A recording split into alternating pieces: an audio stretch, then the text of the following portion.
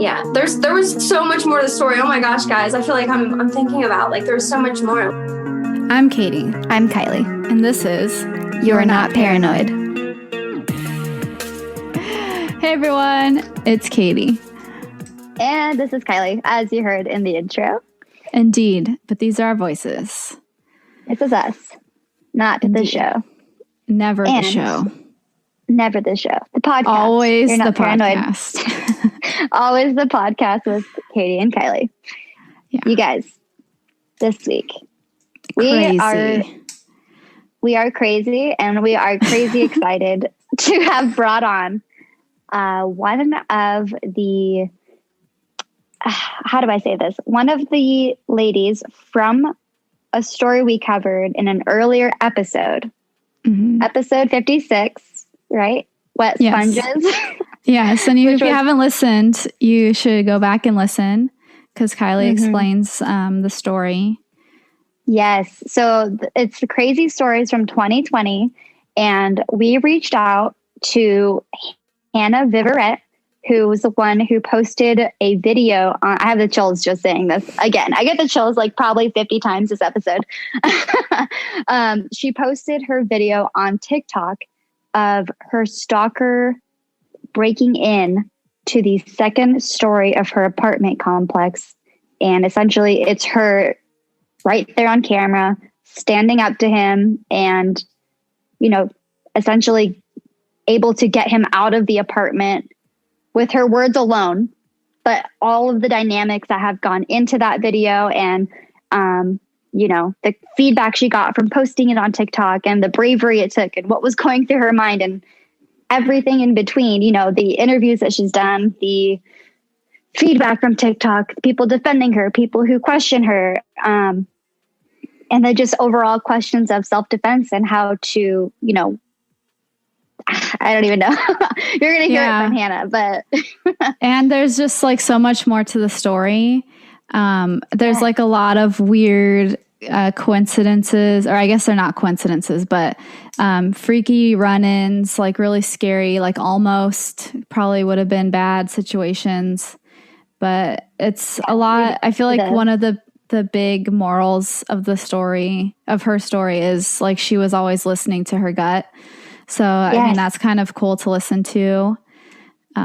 She's like what we preach around here. So we're like, Hannah, you're our people. Like, please, you know, if you're interested, please come on. So we're so grateful that she actually came on the show and just told us everything from, you know, things that are very personal to, you know, details of the case that weren't shared in the media until now. Yes, she was. Although very I don't candid. like to call myself like ourselves the media. We are not the media. We're not the media, okay? We're a form of media, but we're not the media. The media. There's a difference. There is a difference. Anyways, so if you haven't watched the TikTok video, if you're driving or whatever you're doing, when you get a minute, go and watch it.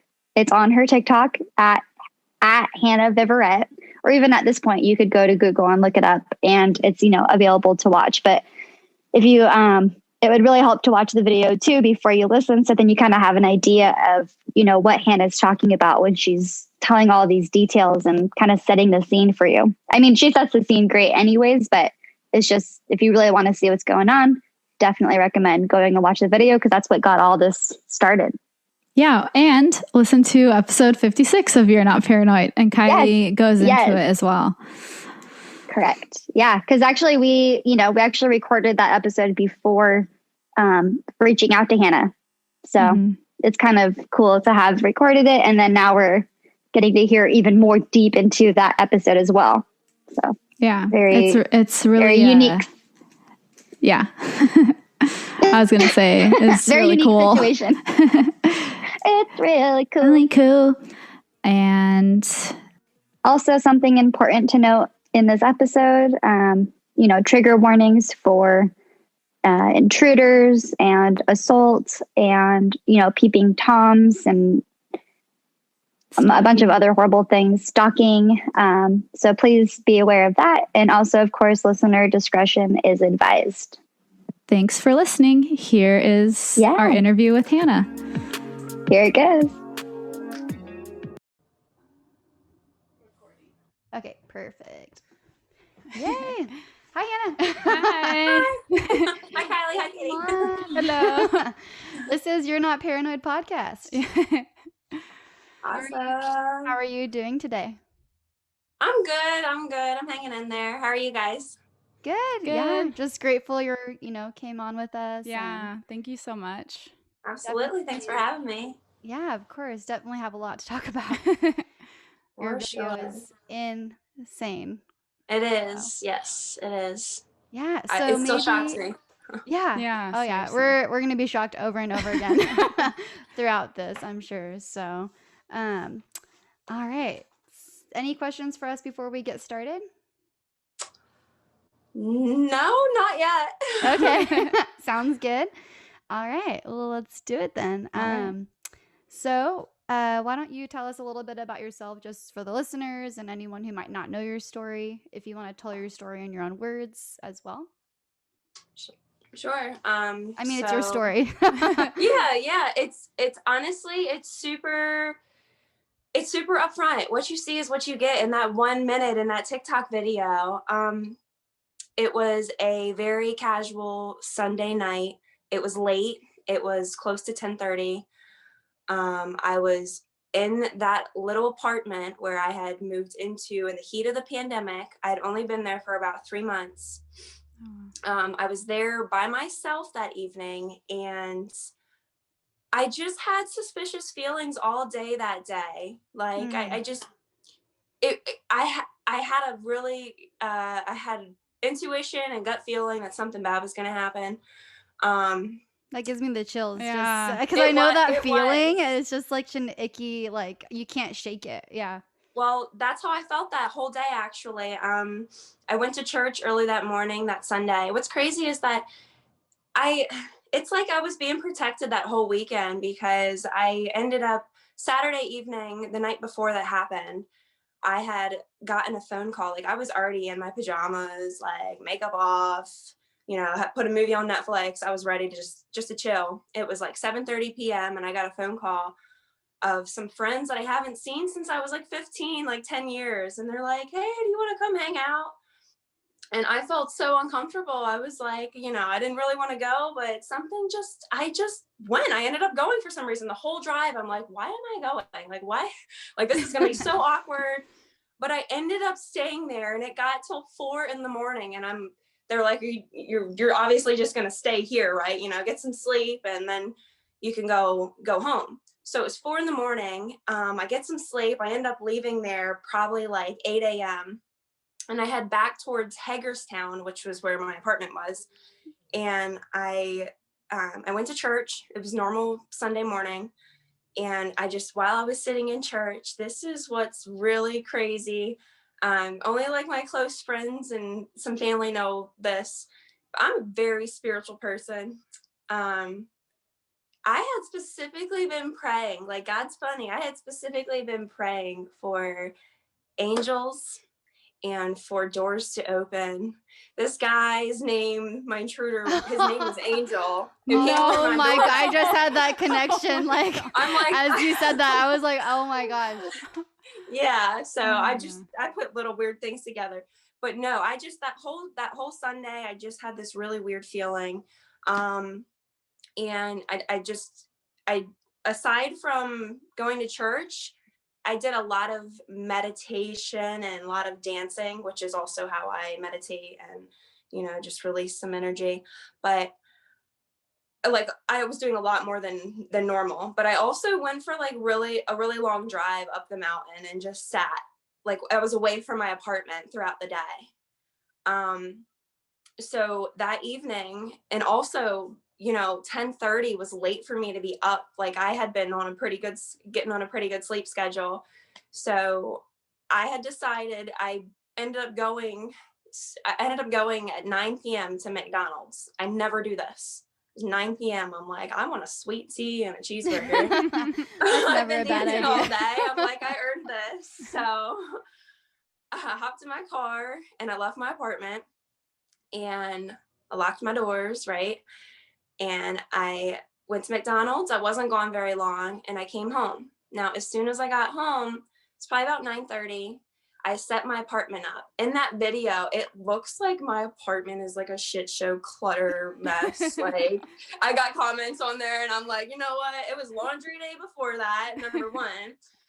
Number two, I actually had my ottoman. It was a really big square ottoman that was, I'd moved out of my living room. That apartment was so tiny. It was a 2-bedroom apartment, and it was like 630 some square feet, I think. So it was very small. Some people were saying in the video that it looked huge, and I'm like, it's not. Like, Good camera angles. absolutely. So anyways, I had my ottoman push out, which was actually kind of barricading me in my living room where I was dancing. And what you don't see in the video as well is I had a whole separate window. Actually, you can see it in the very end of the video when I flip my camera at him in his orange hoodie. You can see that there's a whole separate window on the right side that had I actually had the blinds open, to which, you know, light on the inside. He's standing on my balcony at night. He's clearly watching me. So once I got home from McDonald's, moved my ottoman out of the way, set my phone up immediately, how I liked to, on my little, I set it on a little food tray. I just had to like set it up like against, like, you know, some notebooks, and set it on record, and I started recording. Now, this was like a good solid 20 minutes of me dancing.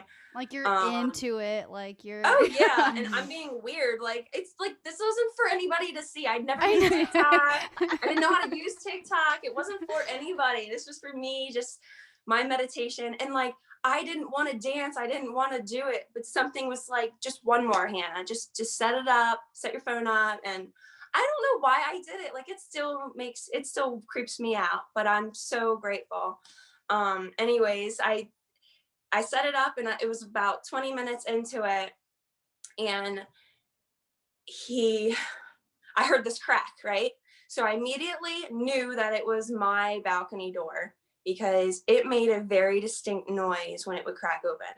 Now, there were a lot of times where if I would not fully shut it, any amount of little pressure, wind, gust, whatever, would crack that, you know, make that suction sound, which is why when I heard it in that video, and I immediately took a step towards the door because I wanted to close the door. I thought, I thought it's wind. I'm like, you know, I took a step forward, to which I saw my door opening more, and then a face coming at me. And literally, I'm like, I don't know how I was able to speak in that moment. Just so many different emotions. I'm like, first off, I'm thinking I'm dead. I couldn't talk. Like, I literally was frozen. I don't know how. I don't even remember telling Alexa to stop playing music. And when that was incredible. I was like, yeah, I don't know how I got it out, and that she listened to me, because half the time she doesn't freaking listen. So that was great. But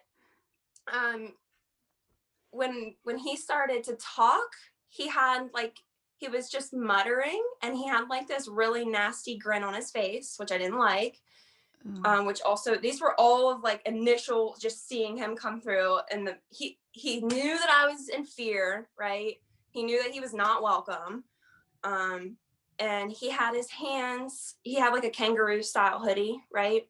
He had both of his hands in his pockets. He didn't want to take them out. And he was just smiling, still pushing the door open, proceeding to take a step in, and smiling at me, and like just mumbling some crap in Spanish is what I originally, you know, that's what I interpreted. And I was just still so stricken with fear. Somehow, when I listen back to the video, I feel like it doesn't even really sound like me. I was like, I was showing my buddy, and he's like, your testosterone was kicking in right there. Like, you were right. My other friends were like, you literally got like your hands up, like you were getting in self-defense mode. I was like preparing to fight. But I really wasn't. I honestly, like, fight or flight, and I was like, run. Like, when I always think about that video, I was like, run. I was out. The only reason that I grabbed my cell phone, the only reason up here why I'm like phone was 911. I wasn't thinking about him recording. None of that hit me until the moment where I had about 3 seconds longer to stand at my front door once I was able to jump across my ottoman, which is what you see all that ruckus in the video of me running. I'm jumping across the ottoman and unlocking my front door was bolted. I was unlocking my front Wait, door hold at on the same 1 time I was second. opening it. So my balcony door was only unlocked because I had liked to go in and out whenever I was getting fresh air. Am I freezing up on you guys? Yeah, just a little bit. Sorry, trying to tell you. All right. What? No. I just noticed right now. Let me try to take this Wi-Fi off and just use, because sometimes that helps a lot. Okay, yeah. Thank you. Sorry. Yeah. We're like on the edge of our seats, like, oh my gosh. Y'all told me I could talk, and I'm like, I'm so excited because Yeah. finally I can actually spill it all and Yes. not There hold you back. And not just, Totally. Okay, so where was I? Jumped over your ottoman. No. I jumped over my ottoman and I was unlocking the door at the same motion as I was actually opening it because, and this is what's crazy too, is when I got home from McDonald's, I'm a really bad storyteller, by the way, guys. I'm so No, sorry. you're actually I'm not. jumping all over. We're like, you're totally not. So when I got home from McDonald's, before I moved my ottoman out and started, I was like, I'm going to dance again. I made a very conscious effort to know exactly where I set my keys, which my form of protection. It was my bling it on pepper spray, right? Yes. I was like, my keys are going right on my TV stand. I knew exactly where they were. This was before I decided to start dancing. Like, it was like things that I normally wouldn't do. I remembered, like, I knew I was doing, and I knew to lock my front door. I don't know why. I didn't think somebody would climb my freaking balcony, Imagine that. Dude. Like, yeah. Who would ever think that? So, after I get to my front door and once I'm standing there and I actually get a little bit of time I'm breathing really heavy because of my anxiety, and I'm just like, holy shit, like I just, escaped right there. I was still, even in that moment, I was standing at the doorway to like duck because the whole time I'm thinking he's going to pull out a gun and shoot me. I thought originally, like, I'm getting shot point blank here. God, it was, just a disgusting moment. But what was really gross was once he finally left, right? He slams the door shut. And then I get to my neighbors and I call 911 immediately.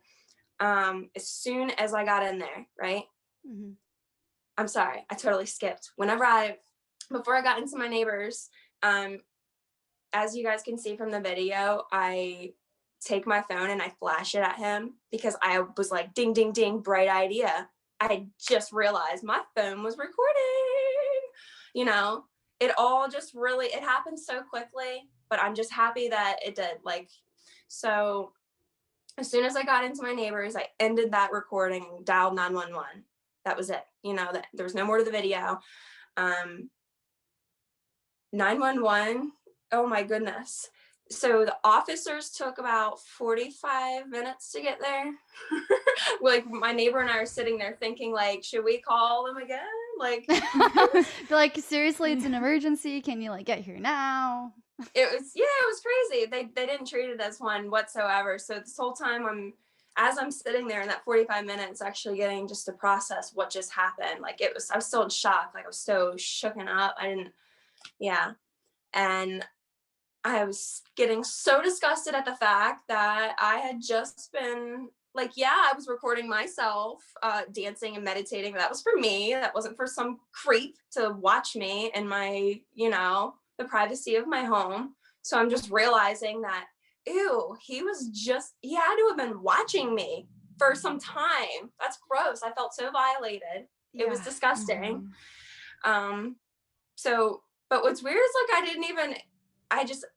there were so many emotions in those moments where I just like, I couldn't cry. I couldn't do anything like that. It was just, so much anxiety and fear, just adrenaline, all of that. yeah, just that's like it. There we go. coming There we go. out. I'm like, Yeah, what's the word? So once the cops came, they ended up clearing my apartment to make sure that he obviously didn't come back in through my balcony, because I sure as heck was not going back in to check. I didn't, people were like, yeah, I got so many crazy comments. Oh, You yeah, should I'm check to sure. see if he was. I'm yeah, come on now. If I'm trying to be in some horror movie, yeah, but so after the cops cleared my apartment, I was able to identify this man simply because I recognized him when he opened my door and I saw that face in that orange hoodie. And I said, and I told Alexa to stop, and I said, "Who are you?" That was like me asking, "What do you want from me?" Because I had seen that motherfucker watching me for months. Ugh. And he knew it, I knew it. Like, it was just in that moment, it was just like, "What do you want?" But it was, "Who are you?" Like, "Who are you?" was what I got out. For some reason, that's what came out. I think it was like, don't, like, why would you ask, "What do you want from me?" Because obviously it's not going to be good, So, that's how that came out. And I was able to identify him because he drove a very nice new pickup truck that had a very distinctive, like Mexican flag license plate on the front. And like everybody in the apartment complex, I knew him, could identify him by his face, by his truck. Like, I had come to find out all of this after. So after and his truck was still in the parking lot, crazy enough. There was one witness who said that they saw a man jump off my balcony, because obviously I didn't see, right? I was in my neighbors. They said they saw a man jump off my balcony and run and get in a van. So yeah. Dude, that gave me the no, that's not heebie-jeebies. good. Yeah. So while this gets deep, girls. Just wait. I'm So while I'm out in the parking lot with the cops, right? Like, that's his truck. That's, and they're writing down his license plate, and we're walking back up. My balcony was right beside the front door entrance. Like, you could walk into the front door and like look up. Right there's my balcony, right? So I could talk to people as they were walking in, right? So as we're walking back in, that's where I see I had like cheap Christmas lights wrapped around my balcony post, right? And they were just dangling, and the wires they were clearly cut. It wasn't like they were unplugged or whatever. That's what it looked like in that moment, right? Yeah. So I'm like, what the hell? Yeah. So they're, after the fact, like, going to look at it, I went on my balcony and was looking at everything. He unplugged my Christmas lights and cut about 2 feet of my Christmas cords, and it was gone. Nowhere to be found. Oh. Right? Gross. Could not find it. And that's what was really, really sketchy. And this was like the next morning, like, I was looking all over for these lights. I'm trying to think, like, well, maybe his foot caught it. No. Here's the thing. I watched the video back. Those lights were already cut before he walked into my apartment, right? So maybe it wasn't. those were in his pocket, Yeah, or with like the knife or whatever. So that was actually why, right there alone was how, like, I believe, he got a lot of charges from this. So what happened was, the very next morning, it was like, let's say 8 hours later, 6 o'clock in the morning, I go into the police station, and the police had done their investigation based off of the license plate that I gave them and the video, right? That's all they had. And which is a lot, by the way. yeah, it is. So good on my you. word. So they were able to have me do a lineup, and I could not for the life of me, when I was doing this lineup and I'm looking at these pictures, they gave me about 8 different Hispanic men to look at, and they all looked pretty similar, right? So right there, I'm just like sweating. I'm like, God, please help me. I was able to rule out about 6 of them immediately, which I was really happy about. But I was torn between 2. One, as soon as I opened it, I was like, that's him. That's the face. I knew it. His eyes. It was like, that's him. But it was throwing me off because in this photo, he was baby shaved. He had no facial hair whatsoever. And I'm like, well, like, that makes it hard if it's not like was, now picture. Right? It was a driver's license photo. Because I kept telling the officer, I was like, this guy last night, he had facial hair. Like I remember him being scruffy. Like I just knew it. And that was what was throwing me off. But ultimately I just kept saying, you know what, it's him. But the officers weren't, if I would have, whenever he basically wrote down between these 2 guys, he had like these list of questions, because I could not do like a 100% on the one guy Angel. I didn't know his name. I didn't know anything about him. All I saw was the face. They were not able to arrest him on that alone. And that was just because I couldn't 110% say. This other guy who had the facial hair was throwing me off, right? So they were still going to question him to see if they could get anything out of him, to get him to admit to it. And I'm just like, this is, right. Like, this will happen. Like, he's not going to be stupid enough to admit to doing something so dumb. Oh, sure shit. The leasing office calls him up because the cops, question the leasing office, who they tell the officers that he had never been employed there. He'd never worked there, which is a lie. And then they call him up and they question him first before the police do. They ask him, did you climb this balcony, blah, blah, blah. He says no. And then the leasing office is like, okay, well, why do we have a photo of you? The screenshot, the still image of him at my door. She said, why do I have a photo of you on her balcony? So just from that statement, he fabricated this whole story and told them that I was out on my balcony speaking to him, that had my door wide open, and that I had asked him a question, and then I told him to climb up on my balcony. What? And then he told that's horrible. Like, why? That doesn't make sense on so many levels. Yeah, exactly. So I was just like, and then so just on that, then the cops were able to call him up and be like, we need to ask you a few questions. Can you come down to the station? Right? And so he comes down to the station. This is all within the first 48 hours of the incident happening. So Angel goes down to the station. He incriminates himself, right? He tells on himself. He's like, yes, but not like that. I was there, but on my own term. Like, no. Exactly. Telling the officers basically the same story, only he tells a little bit differently, right? He tells the officer that I stuck my foot the door so that he couldn't come in. Like, no. But other than that, he told pretty much the same story, that I was out on my balcony, or that I asked him to come up. And then when he was questioned about the Christmas lights, he said that he had just caught himself on them or something like that, along the lines of when he was jumping up or down, he caught himself. So still self-incriminating, like deeper and deeper. I do not believe it at all whatsoever.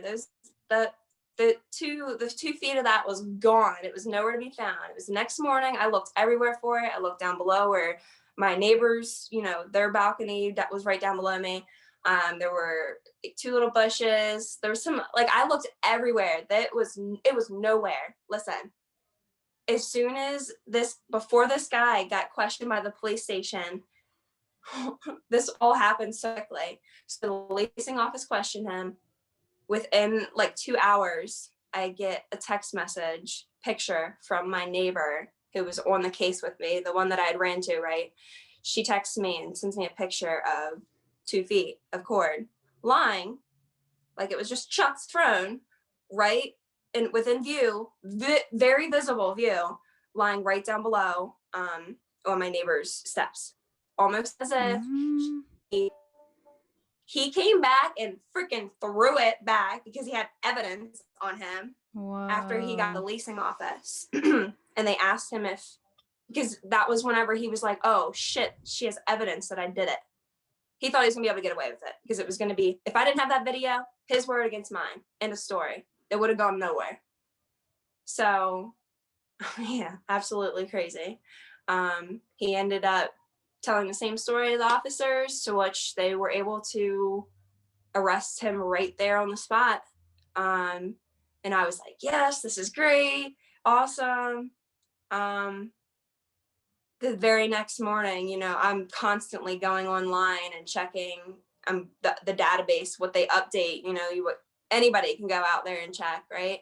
I'm checking to see what's been posted for him, you know, and literally I see that he posted bail.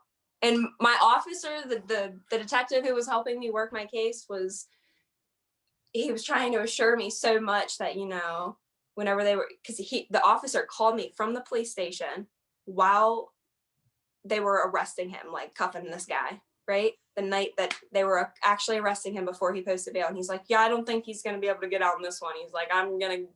He's like, he told me a lot of things tonight. You know, he just pretty much, he was able to charge him with like 2nd-degree assault. This guy, so my officer he said he was able to prove that he either had those Christmas tree light cords in his pocket or a knife to cut it. He was able, by the discussion and conversation and questions that he had with Angel, he was able to prove that.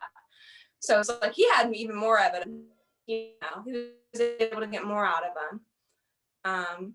But as he was interrogating Angel, he was, you know, giving me calls and asking me questions just to make sure he was getting the full story, solid evidence. But he thought that he was able to hit him hard enough with enough charges that whenever the state's attorney, he got on the phone with the state's attorney that night and they were like, lock his ass up. Like, yeah, come on. And they didn't think that, they were worried because after he gets put in jail, you know, it's out of their hands.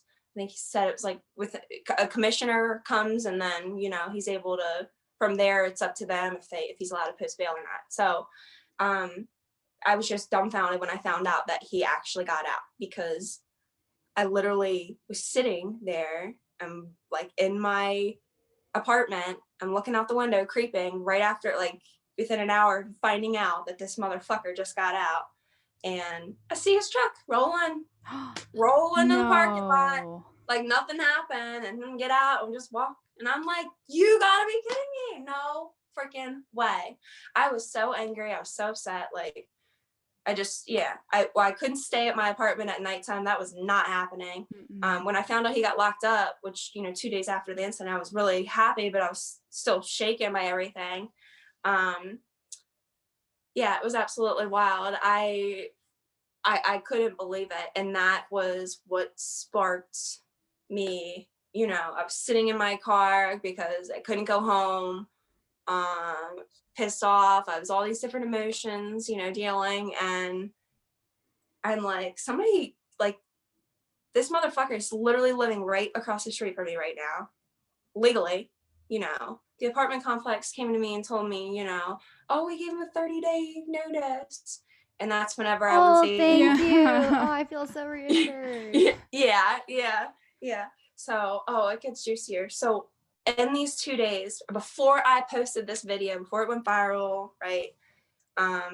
So it happened on a Sunday. He got arrested, I want to say it was Tuesday. I lost track of time. I'm serious. Sunday, Monday, Tuesday. I posted the video on a Thursday, right? So it was about, I want to say it was late Tuesday, Wednesday. I'm sitting and I'm piecing things together, realizing all of the sketchy shit that has happened while I've been in this apartment for the short amount of time that I've been here prior to this incident. I've always had a weird feeling. And like, even when the cops first came and were clearing my apartment, I was looking at them and I'm like, yo, I've literally just been telling my friends that I have been having a really weird feeling. Somebody's following me when I'm at my apartment complex. I don't feel it anywhere else. It's when I'm at my apartment. Like I got eyes on me or something's going on. So I'm realizing, I'm like, wait, I used to come home in the middle of the day and there would be like random ass pieces of paper. Like I would chalk it up to like maintenance being in, fixing something, you know. And then I'm like, wait, like it was like little by little, I was just realizing, oh my fuck, I can't believe this. So listen, I moved in there in early August of 2020. It was early September, about a month later. I was only there for 1 month in a new city. You know, I didn't know anybody in Hagerstown. I just started making friends with some of my neighbors in my building, right? And I went to bed one night and I woke up in the middle of the night by myself. Woke up in the middle of the night and I saw this random notebook lying on my couch by my front door that was not there. This was midnight and I immediately looking around like, oh my God, is somebody in my apartment right now? I just did this like, got this burst of adrenaline and did this power like run through to make sure nobody was clear the room in that moment. Yeah, I just like jolted through real quick. But so I look at this notebook, I take pictures of it. Thank God I took pictures of it. It ends up, so I'm immediately looking at it and it looks like a maintenance notebook, right? It looks like something, it's got like names and checklists. So I'm like, who the fuck from their maintenance is in my apartment in the middle of the night? First thing in the morning, I call the leasing office. Yeah, that wasn't there like when you Yeah. went to bed, right? Obviously, or else you would. No, absolutely not. Ugh. Absolutely not. That was, yeah. I specifically, and that's what's crazy. So, and that's especially like whenever that weird crap was happening, I was able to vividly be like, I locked my doors last night. That notebook was not there. Like I put myself to bed last night. You know, all was well. Things were normal. You know, that notebook was not there. How the hell did that get on my couch? So I'm looking at it and I'm immediately blaming like maintenance. So I call the leasing office the first thing in the morning because they were so, the woman in there, it's, she's not a very people person. I'll say that. She doesn't like people very much. She doesn't care for them at all. So like she literally refuses to look to see you. They've got like a banner over the glass door, right? So that you don't have to see their face. And then if you need them, she literally, what do you need? Slide it under the door. So it's just like all the time. That's weird. That morning where I found that notebook, she's something. But anyways, I ended up calling her the morning that I found this notebook, right? And I had one of my neighbors who lived, you know, in the same apartment complex. I called him and I'm like, dude, look at this book I just found. What the fuck? Do you know anything? Because he had lived there like 2 years longer than I had, right? I wanted him to check it out to see if he maybe knew anything. And I ended up calling a leasing office, telling them about the book I found and asking them, you know, if they made and they're like, it wasn't. I'm like, well, y'all need to check this out. I took the notebook into the leasing office and they had, her name's Carol, one of the managers there. And then like this head honcho Gardner. He was always all over everywhere. I'd see him everywhere. They both look at this notebook together, right? It's me and a witness I had with me. They're looking at this notebook and they're like, no, we don't recognize anything on it, flipping it front and back. And at the same freaking time, they both point at the top of the book and we're like, Angel, like, and I didn't hear it. I didn't know it. I didn't remember it, right? The witness I had with me, he remembered that because this was after the fact. And this was whenever I'm sitting here and I'm like, oh my God, I need that book back. And then I'm remembering, oh my God, a week after that book was randomly showed up in my apartment, I also randomly had my phone stolen from my apartment. And I thought I was crazy for 2 days. I thought I was absolutely crazy. I thought was retracing my steps thinking, oh, maybe it fell out of, you know, my purse or my pocket as I was walking in. You know, there's a little bit of a stretch of a walkway from my car to my apartment. So I just thought I had gone crazy. And then I'm just like, no, Hannah, your phone was dead. You plugged it in, you went to freaking bed. Like, it just, all of these things that I thought I was just crazy or I was paranoid. No. You're not crazy. You're not paranoid. I'm not freaking crazy. Like, it was us all adding up. My phone was stolen. It was stolen, you know? Like, that's all that happened. It didn't grow feet and freaking walk away. Stolen. There's no other way around it. Like, I literally had it, went to sleep, and then it was gone. He'd been like creeping on me at night. That's what I was starting to piece together. So I wanted this notebook back, and then realizing, you know, well, shit, my phone was stolen and my iCloud only saved my pictures that I had taken until, you know, I had lost a couple months of photos, right? One of them being the picture of this, once I got a new phone, one of them being the pictures of this notebook. Now, when I had taken pictures of it, I had sent the pictures, you know, to friends to be like, look at this crap. This is so weird. And sure enough, some of my friends still had, you know, that in the thread from 2 months prior, screenshotted it with the notebook and sent it back to me. And top of the notebook, clear as day, says prepared by Angel. So while I was in the leasing office that day, handing over that notebook to them, the leasing office manager, as she's looking at the maintenance guy and they're looking at his name, I didn't hear, my witness did, but it's just, they knew. But I remember, what I remembered was that they both just knew they knew one thing from that notebook. And she immediately looked at me and said, do you think it could have been a past maintenance man? And I was like, I don't know. I've only been here a month. I don't know. Like, I don't know anybody here. Why Like, would she ask you? Like, she's, I don't that's like know. such a guilty This thing woman, to say. My gosh. Listen, there's, what's really funny is that, oh God, it's so bad. I've actually, since all of this, I have taken the time to go on Google to read Google reviews for the apartment complex that I lived at there. Like, it's trash. There's so many fraudulent activity going on there. It's just a scummy area. It's really horrible. Really, really horrible. But the fact is like, the people in their leasing office are also like, they're just as bad. I don't know.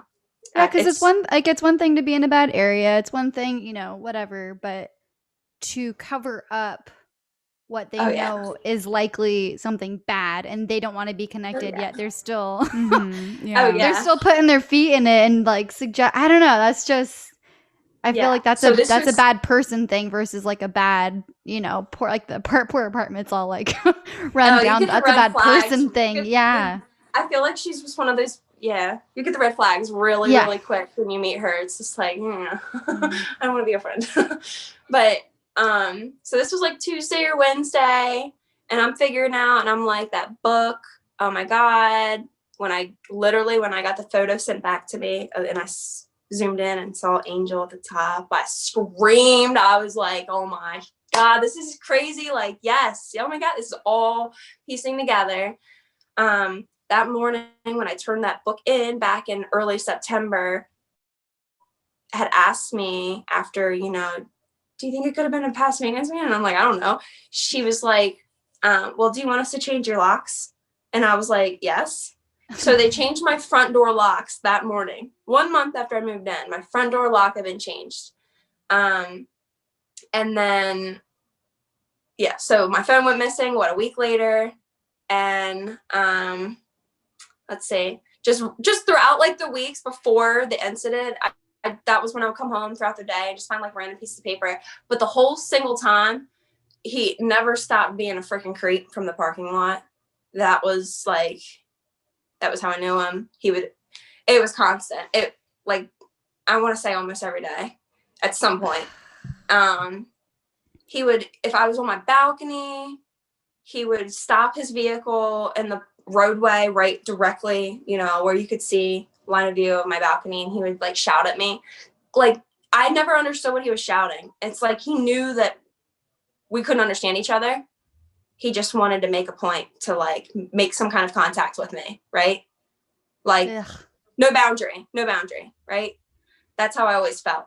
But there were times where it got really, really creepy. I just felt like he would sit in it. He would then park his truck where it didn't belong. He would park it. He lived in the complex, but he didn't live in my building. He lived across the street. He would park his truck by my car and then walk across the street. Literally, it made no sense. There's open parking spots. Is purpose for watching me. Like to make sure you knew he was like watching and around. Absolutely. And, so that's what predators do. Yeah, it's horrible. For the 2 weeks before the incident, I was making a conscious effort to avoid him, right? If I saw his truck, and then I would always see him. He was always wearing some kind of bright construction style. I thought he did lawn care. Sometimes he would have like lawn care stuff on the back of his truck. I'm trying to think of what else. Like, there were just so many times where I'd sit on my balcony and I'd be on the phone with a friend and I would just be like jokingly like, oh my God, my creepy buddy watching me again. And get up and go inside. I'd make jokes about it a lot, just all chalking it up to him just being creepy. I never talked to him. I never said a word to him. I do remember a time where I was getting out of my car in broad daylight. He had his truck backed in and he was watching me carry my bags and walk in. And he would do his weird, creepy smile. He would just stare and smile at me like weird. It was creepy. It was like, all right, you're looking too long, Yeah. And I would get that a lot, but he did it the one time, and I just remember like I was in a mood that day, and I just looked at him and was just like, I just shook my head no at him, like, no, quit freaking looking at me, like, but like other times, if I heard him, if he was doing like some kind of weird cat call that I felt, I would ignore him. I'd walk inside. I never did anything. I never said no. I didn't. I don't know. I don't know. Are you supposed? I don't know. Yeah. Am I like looking back now? Oh my gosh, man. I know it's only been a few months, but like if I look at I'm so quick to look at a guy and be like, yo, don't cross me. Don't look at me anyway. Like, I'm going to tell you something real quick. Like, if you make me feel uncomfortable, you're going to know about it. That goes for anybody, man. For real. It's true. Because like they say that women, we kind of get raised to be accommodating and polite and, they're just like, they're creepy, but they don't know better. Just like that. Like I would do, that's what we do as women a lot of the times. Yes. Until we have, until this happens, right? Mm-hmm. Absolutely. And then we're talking about it and we're like, why the hell are we doing, like, why, let's not. Right? Let's take a step back. Yeah. Yeah, absolutely. So. Hindsight it's so much easier to talk about after the fact, right? Like that doesn't mean that on any level that any of that was wrong. Like what, like, not saying, don't look at me, or not saying, or you know what I'm saying? Yeah. Just being polite, like that's not wrong to do. Right. I everyday feel like life. I wish I would have maybe used my voice more, but at the end of the day, like I sat and like I can think that, but there are times where other men in public, like it happens a lot in certain areas, especially where I was living in Hagerstown, like that, I couldn't sit at a gas station for 30 seconds too long with literally like within the first few weeks of moving there, just the craziest stuff, like having people just come up, bang on my window while officers standing right there. I'm at a gas station, guys coming up, trying to offer me drugs through my window, and I'm just like, yo, where am I? Please, somebody. Wow. And this is like happening like literally, quarter mile within the apartment complex. Like it was just a really bad area. But what's crazy is that this guy, so he did work there, right? He didn't work there. He was a past employee. At some point, this guy worked there, period. I don't care if he worked there for an hour. I don't care if he worked there for a year. Like he worked there. Like they hired him to do work. He worked there and they knew it. He had a key. They gave him a key. At some point he had a key. He also knows how those apartments work and how every single one of them is different. Like, it's weird. Like, I've been in a few of them now, you know, made friends around that aren't weirdos. And they're every door is different. It's just, I don't know. I did also come to find after the fact that one of my windows, the one window I was explaining earlier, to the far right, the one with the blinds being open, that was unlocked. So, like, easily accessible, you know, if I'm sleeping at night. Obviously, he knew how to climb my freaking balcony. Yeah. And it makes me wonder, because I'm not going to lie, like, so many things the weeks after, like, have run through my head about, like, oh my God, like, my guts sink when I think about, there were so many nights where I remember waking up, walking around my apartment and looking at my balcony door and being like, oh fuck, I forgot to lock my door, like my balcony door, right? Thinking I forgot to lock my balcony door last night. My front door was locked, but then I'm like, you know, I'm good. Nobody's gonna climb my balcony. So many times I would just, I don't know. No. Nope. Oh, so scary. Yeah, it was, yeah. So, yeah, like I was saying in the very beginning, like, so many things were leading up to that incident. I felt like just even a few days prior, I was being like, Saturday, I obviously wasn't home. Maybe he was planning something then. I don't know. The fact is, he'd obviously been watching me for some time. Yeah, I don't know. The craziest thing to me was, so I ended up posting this to my Facebook, my personal Facebook, and my Instagram account with the story of what had happened, simply because I was so pissed off. This was like the day after he got released from jail and was living, and I was watching his truck come and go, and I'm like, can't be for real right now. He's not going to get away. He's not going to get away with this. I'm not going to sit here and watch this, you know? Man, it's like my goal, like what I wanted came from it, which is ultimately him being incarcerated. I wanted that. I wanted that. That's what I wanted. I feel safer. Because, and what's also crazy is I've had so many people, like random people, that have either lived in that apartment complex at some, like, they're past residents or they're current residents, right? And have told me how he's said something weird to them, or he's crossed them weird before. It's like, you know, I'm not like the known weirdo. Yeah. So yeah, there was so much more to the story. Oh my gosh, guys, I feel like I'm thinking about, like, there's so much more, like, and so, as most of everybody knows, that he was obviously picked up by immigration, right? I think that might have, I was told whenever I was doing like news interviews that they're like, we're going to do like a thorough background investigation on this guy. Whenever I was doing the lineup with the officers the morning after the incident, and I'm picking him out in those images, right? And he finally confirms, yes, this is the name. And then that's when I learned what his name was. I didn't know his name until that moment when the cop told me. I didn't even know he lived across the street. I didn't know anything, right? I didn't know he had a wife and kids. Come on. He's got a wife and daughters. Gross. Like, I feel for them. Like, so I had, sad. Yeah, it is, right? Mm-hmm. Like, I had, like, even after I was disgusted. And then I'm like, oh my God, like, his family now has to lie in this disgusting bed that he's made. And it's not fair to them, but at the same time, it's like, what the hell? You know, I can't sit and feel bad. I gotta heal myself. I still gotta, oh my gosh. Like, he also flipped my world too. So 100%. I gotta take care of me. Everybody. Yeah. He flipped everybody's world for sure, especially yours. But just, yeah, there was so much. When I was sitting with the officer and he was telling me his name and all this, and he was confirming that was his truck, right? This big white new truck with the logo and everything.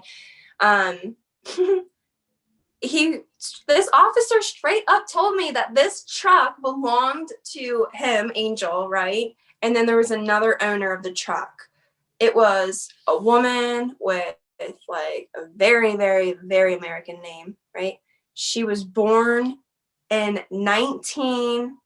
I believe it was 22 or 24. Yeah. I'm like, wait, are you? And she was from a different city. She was like, had no relation to him. It made no sense. And I'm looking at the cop as he's telling me that he owns it and she owns it. He was just telling me the owners of the truck. And I'm like, yo, that is sketchy. He's like, yeah. He was like, yeah, it is. But pretty much in that moment, like I just got like a smirk from the cop, and it was pretty much what, like, that's not my problem. Like, that's not why we're here. We're here to investigate your break-in. That's all they wanted to deal with. So it literally took the video going viral for, immigration to pick him up, for him to be reported as illegal. Properly incarcerated. Like, if it wasn't going to be like, right. I mean, to me, that I just have the chills. Like, I'm pissed off for you. Like, if breaking in with obviously he's like trying, he's going to assault you and he had everything premeditated. Like, if that's not enough, immigration. Okay, now we'll lock him up. Like, yeah, what the hell? Yeah, exactly. That pisses me off for you like so much. Yeah, it was. I mean, so it's not like I'm happy that it's with immigration. I'm not happy about that at all. Like that. Right. I'm so sad about that. That's fucking sad for his family. Like, it sucks. It really does. Like, yeah. Listen, I'm in therapy for this shit. Yeah. I'm not kidding. So that's good though. Yeah. Yeah, it's not like I don't have a heart, but gosh. I mean, you're so human. Yeah, I know. You're so like, I love that because it's hard. It's such a hard thing to process. I mean, the fact that you're able to, this is hard to think about on the spot, but separate your own emotions from this trauma and then have a heart for his family and even, and then also care for yourself. That's a lot. Oh, that's a lot to handle all in one. It was. I was like December, the whole month of December, like actually after it went viral. And so when I posted it to my Facebook and my Instagram, I did not expect it to blow up, and it really didn't. It didn't. It was just my close friends and family, just everybody like, holy cow, oh my God, glad you're okay. I got a lot of that. I was sitting in my car. I had just gotten groceries. It was Thursday evening. I was on TikTok. I had maybe spent collectively a solid 2 hours of TikTok of my entire life, like on the app, Now it's probably about 2 weeks of my life. Jesus, guys. Listen, I had to watch, this is off topic real quick. I had to watch this whole Social Dilemma on Netflix because I'm like, yo, I'm hooked. TikTok. Yeah. But no, you gotta keep your head straight, So after it went viral, there was a lot of pros and cons. Oh my God, guys. So when I posted it, like I said, I just gotten groceries.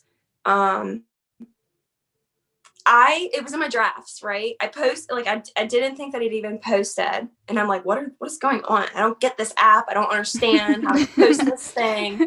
And I was trying to put the words on it and it was deleting my freaking words.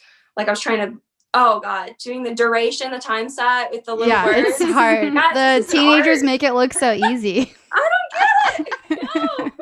There's a reason why they're calling 25-year-olds old on this app, man. Yeah. Like, I'm feeling it. Which you're not on, by the way. Yay. I'm feeling like it, but oh no. Where was I? Girls, there's just so much. So you're posting it. Story. Yeah, you're posting it. So I posted it. I thought it was in my drafts at first. And then I went back through after having to mess with it for like a good half hour. And I just hit, like the post button and I'm like, F it. If it doesn't post this time, I don't, like, I didn't care. Closed the app, went about my night, right? Woke up the next morning. No, it wasn't even the next morning. I had like an eye infection the next the next day, it was Friday, I woke up with like this eye infection or something, and I slept with my contacts in, right? Ooh. Yeah. And so I didn't log back onto this app until it was like, I want to say it was like 17 hours later, because I think that's when I took a screenshot. It said like 17 hours my video was posted, and it's had like 1.1 million likes. I'm like, where's Ashton Kutcher? No way. This is crazy. Like, I didn't believe it. When I posted the video, I had 0 followers. I didn't know how TikTok worked. I literally did not think anybody would see it. It was one of those things where it was just like, I'm just going to throw this out there, shits and giggles. And it was after I had posted it to my social media.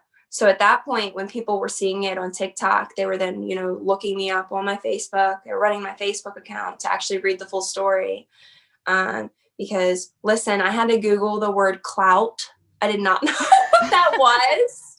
I literally had to Google it. My sister told me about it, because once I started reading how nasty people were online in the comments about like, oh, people will do anything for clout or whatever. I had to ban like certain words, from my videos. People just telling me that it was fake, and that's like my number one thing now is like, you see so many videos I want so severely, because I've got a shit ton of followers.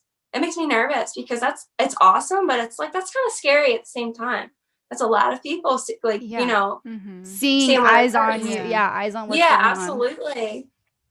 I want to remain authentic. I want to be myself. I don't want to, you know what I mean? It's so severe, because even while you sit and watch TikTok, like, I don't know about anybody else, but being real, like, I'll be like, oh man, I want to do one of these videos. And it's like, you know what? I don't, because I typically wouldn't normally do that. It's like, I don't want to do something just to be like, a lot of people are going to view this or look at this. I don't want that. Come on now. Yeah, you're not looking for attention. Yeah. Yeah, right. If somebody, if I can reach, a lot more people with something if I can reach a smaller amount of people with a lot more beneficial things, I'm going to feel a lot more better putting my head down on my pillow at night. 100%. Than that stupid, yeah. So, because I've also had a lot of, just, oh my gosh, yeah, the comments, man. And that's, it's a blessing and a curse. I've had so many great messages too, because like, women sharing their stories, and like, they didn't have a better outcome. They actually ended up getting raped or assaulted in some way, or, just, they don't have it on video. So it never went anywhere. And it's like, man, they actually, just them getting to tell me something about that was like a release for them. And it's like, you know what? That makes me feel good. There are other people, and that this shit is happening. Like, this shit is happening everywhere. I was just lucky enough to have it on video. That's the thing. And that was what I came to realize. And it's like, oh my God, man, I shouldn't have been recording myself dancing that night. It was just how everything unfolded. Was obviously there was a reason. Like I said, I'm very spiritual. I think that things do happen for a reason. And I feel like if this was to happen, and, I had huge prayers before this happened for God to literally change my life, I want to help people. Like, I feel that in my heart. I don't even know exactly how yet, but it's like I just feel that desire. I feel that passion, that it's in me. Sounds like you already are, though. I don't know how. I feel like I'm trying, but I'm still trying to find my groove and what's gonna, like, I'm still trying to be patient about it. But I have started MMA, which has been freaking amazing. Hell yeah. It's awesome. Like, just mentally clearing. It's like, I was so nervous at first. I've got social anxiety. So like, me doing this right now, I'm like, woo! I've got mad social anxiety. So, I was so nervous to even start the class. I'm so proud of myself for actually doing it. I will not go to a gym. I'm afraid of people staring at me, watching me, stupid little stuff like that. this is real stuff. People think about this. This is why they don't get involved. This is why they don't do it. You know, they don't put themselves out there. It's like, it's scary doing new stuff. That first day, I was like, damn, this is awesome. I'm coming back. Like, it just felt good. Nobody in there was judgmental. Nobody. Everybody wanted to help. Everybody wanted to see you succeed, want to see you learn. Yeah, the atmosphere. Like, I got chills talking about it right now. I got my MMA shirt on right now. Yeah, it's awesome.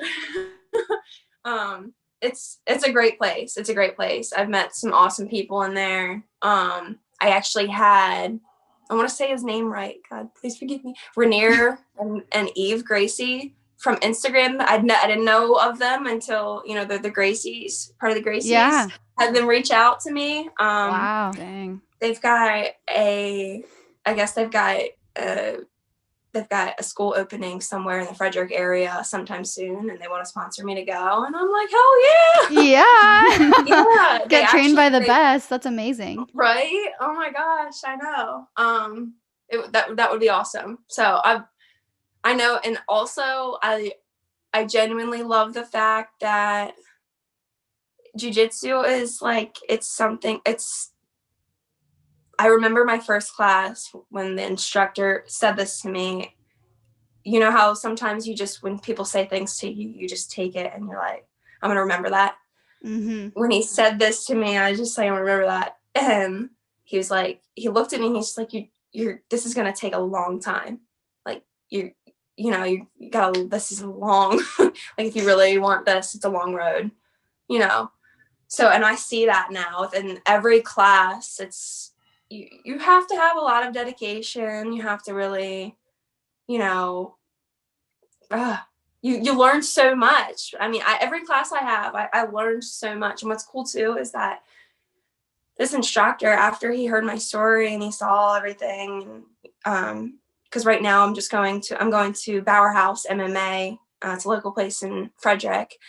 Awesome, so awesome. The owner of it, Chris, he's sponsoring me to go there. He, you know, freed me. So that's absolutely amazing. Otherwise I wouldn't be able to go. I'm being straight up. That's another thing. That's another reason why I love that they have free self-defense classes for like cops and stuff like that. I think that's so important, necessary, but this kind of stuff needs to be for everybody. Literally, Yes. like everyone needs to take self-defense classes, like this kind of stuff. You're preaching to the choir. We agree. I never felt so I didn't feel so passionate about it. And I've only been doing it for 6 weeks now. It's not like it's been that long, but I love it. Like, and that, like, it's mentally good too. Like, it's been therapeutic for me, like getting in there and, you know, yeah.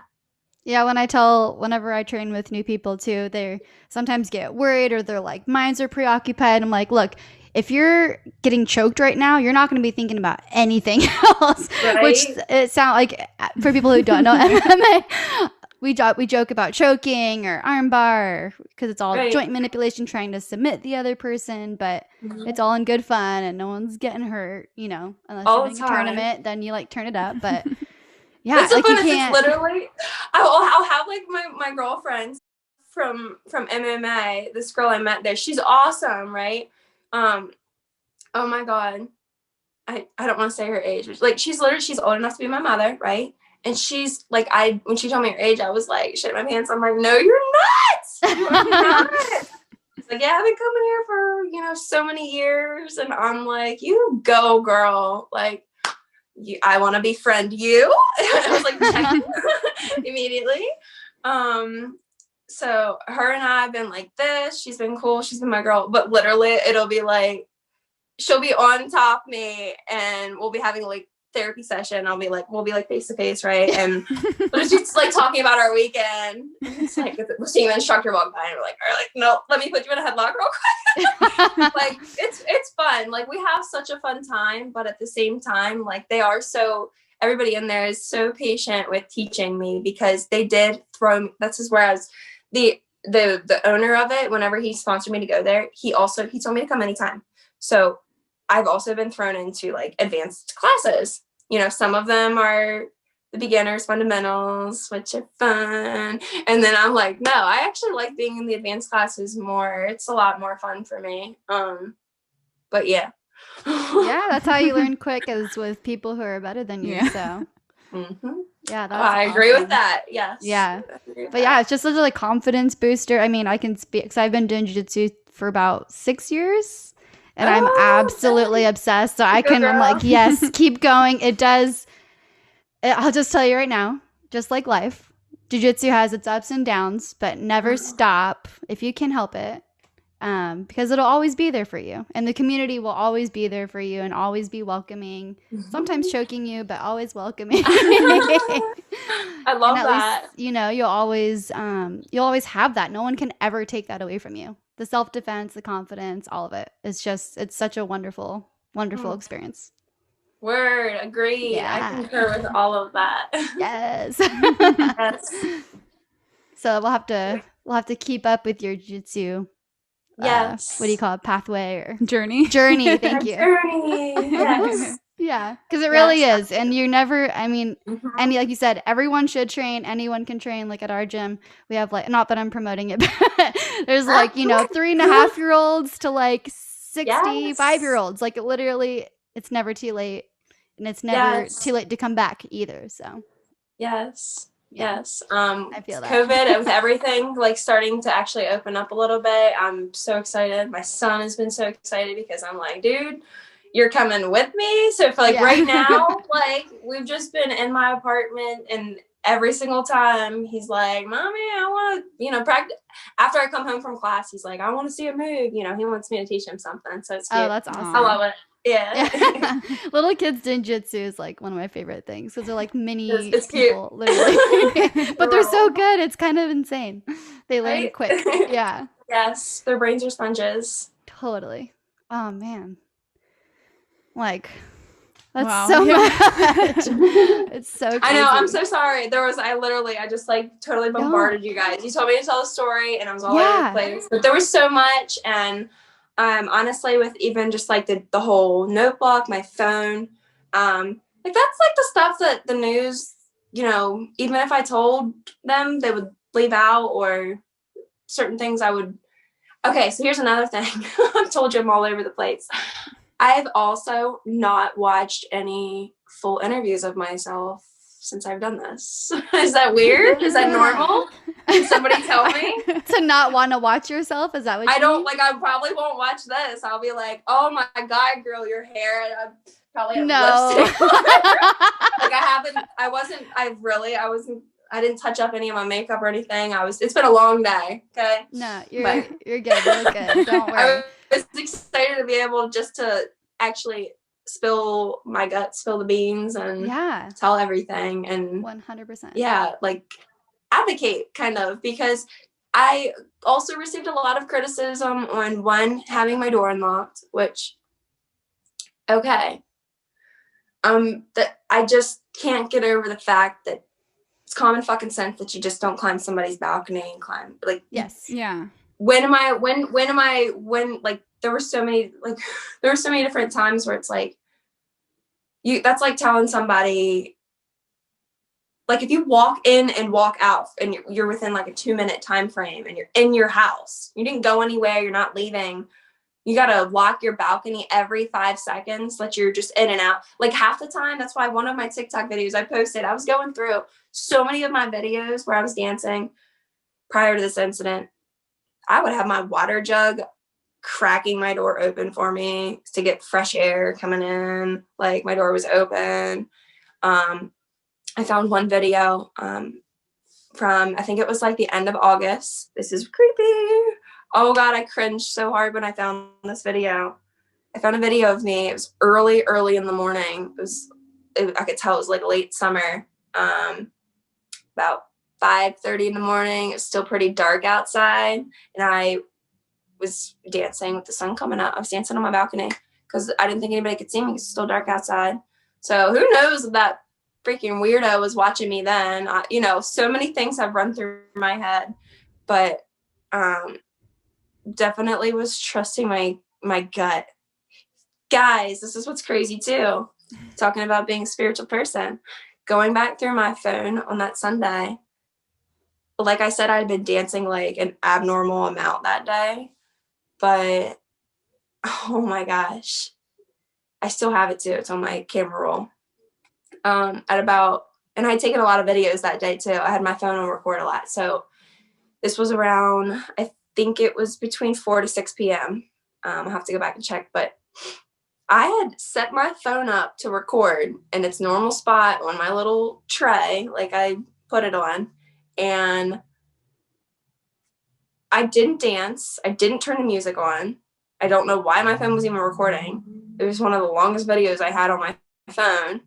And I found this like later. I found this after the fact. I was like, oh my God, this is so creepy, but kind of cool. So long story short, I had like this 18-minute video of my phone, of me just walking around my apartment. And 2 minutes into this 18-minute video, the phone on its own just tilts and leans, and for 16 minutes, it just faces directly at my balcony door and videos my balcony door. What? It was so creepy. I got it. Do you want? I'll show you. It was cool, but that whole day I felt this weird protection. Like I said, I was praying for angels, but like I was praying for doors to open. Like I was feeling stuck in my life. You know, I wanted to change. I was unhappy. You know, I wasn't for it. You know. Yeah. Wow. Yeah. Like I can laugh more about it now. Yeah, a lot more now. Because it's such like it's not something like, why would you ever think that this is what was going to happen? Or this exactly. was, and then even someone say like, they said, oh, this is what's going to happen to you. And here's all of the possible good things. Like, cause they're, of course, like it's horrible, but you're pivoting it, right? To do good by broadcast, by showing it on TikTok and opening that discussion and like being, like you said, an advocate and being there for, you know, all these other women who are coming to you saying Absolutely. that they can relate. So it's like, it's insane that all of this is coming from that as well. Yes. And I feel like I said before, like this stuff is happening all over all the time. Yeah, there has to be a reason why, you know. Oh, shoot.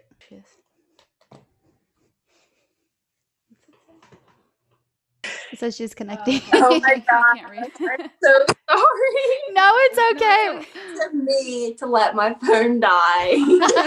We're like, okay, she was mid-sentence. That couldn't have been on purpose. No, like, okay, we're done here. This whole time I'm sitting here ignoring my iPhone's little low battery. I'm too close. You're like, I'm in the middle of something. Right? Not now. Sorry. Yeah, no problem. No, seriously, no problem. Don't worry about it. Let's see. Where were we? Well, you were kind of talking about how you had to move and you're starting MMA. Is there any other ways that this incident has impacted your day-to-day or anything you've changed? Yeah, I mean, just besides picking up and moving to a whole new city, I mean, I'm back in Frederick, which people know that, right? So it is what it is. But I know the city. However, it's still, I uprooted once again. So yeah, everything's completely changed. I've had to try and accustom to a whole new schedule. My son right now is still doing online schooling, so I'm figuring all of that out. And then he's going back to school, like hybrid schooling at the end of February. So like things are constantly just shifting and changing for me right now. Even just like all of December was wild. December felt like nothing but like interview. Like it was just nonstop interviews. It felt like, and I struggled with those interviews, which right now I feel like why I'm just like blabbering. When you guys said like you can talk as much as you want, I was like, they are gonna regret saying that to me. Because whenever I was never. Like, hang on, I'm sorry. I think it's trying to connect to the silly Wi-Fi again. Oh, no problem. You guys there? Yes. Yeah. Yeah, it's lagging. Okay. Oh, my issues. That's This is okay. the story of my life. What am I? Blink 182. I know when you said Ashton Okay. Kutcher earlier, I was like, "Are you talking about Punk'd?" Yes. Bring I that was- shit back. I was like, "Okay, she knows what's up." Yeah. Good days. No. Oh my gosh. So where was I? Yeah, basically like the whole month of December doing all of these news interviews. It was a whirlwind. I felt like I realized, just a few weeks ago, once I actually got moved into my new apartment, it felt like as soon as the incident happened, since the moment that man walked through my door, it felt like I took a big breath of air and had been holding it and holding it. And then I got to my new place and I just like, I don't know what it was, but the first week I was there, like the whole first week of January, I just broke down. Like it was all of the changes, just, I don't know. It was really hard to just readjust once again. I was tired of moving. I was grateful. Don't get me wrong. I was so grateful. Just my body. I was exhausted. I was also questioning, like, what are people's motives? What do people want from me? Especially with some of the news interviews I was doing. And then when I did Dr. Oz, it was just the cherry on fucking top. Like, no, thank you. Highly do not recommend. I'm sorry. That was but our I'm next not. question. Yeah, we were gonna ask about that next, but You're No. like nicely feeding into the. Oh, the listen, they conversation. built me up. They were calling me. They had a producer. Their producers were so nice, so sweet, right? They were calling me in mid-December about me coming onto the show. They're like giving me dates, mid-January, end of January. That was the original talk. I'm like, yeah, that's fine. I'm thinking Dr. Oz. I actually had to search my brain for a minute. I'm like, I know the name. And then I looked it up and I'm like, oh, okay, yeah. I'm thinking this might actually, this could be good. This could be beneficial. The whole time I'm talking to them, I never got to talk to Dr. Oz, obviously. I'm just speaking with producers, right? I never got to talk to Dr. Oz once. Like, I talked to producers for weeks before filming, like so many times. Like, they were texting me, we were back and forth. I was sending them mounds of videos, pictures, evidence, like things that they wanted. They were asking for all of this stuff. And meanwhile, every phone call or email was just like telling me the same thing, to the point where at first it built me up. And then I was like, man, like, why? It almost got sketchy. And then it all made sense while I'm on there filming with them. They kept telling me to, like, I felt like they wanted me to be on the show so badly. They're like, Dr. Oz is just so excited to talk to you about how you handled that situation. He thinks you did a phenomenal job. And the whole time I'm like, oh, thank you. Like, thank you. I'm so excited to come on there. And they're like, so they had me do like this whole like 45-minute interview with one of the producers to write up. Like, he asked me all of these questions. It was just over the phone. This was like a week before filming, right? So I'm answering all of his questions in depth. I'm satisfied with my answers. I'm feeling good. I gave thorough. I like what I said. Everything's good. And then he was still building me up. Everything was great. He was preparing me for what to expect whenever, we started filming. It was literally hit the, join Zoom, get on air, and there's Dr. Oz. I was just prepped for it before. And, like, here's how this is going to roll. He's going to ask you. He did not ask me anything that they told me he was going to ask me. It was not anything. It was so random. Like, everything seemed so, like, nonchalant. He almost seemed like he was making a joke. Like, I didn't, the phrase, it's not what you say, it's how you say it. He just seemed way too nonchalant about everything. And then I was also told, like, keep your answers under, X amount of seconds.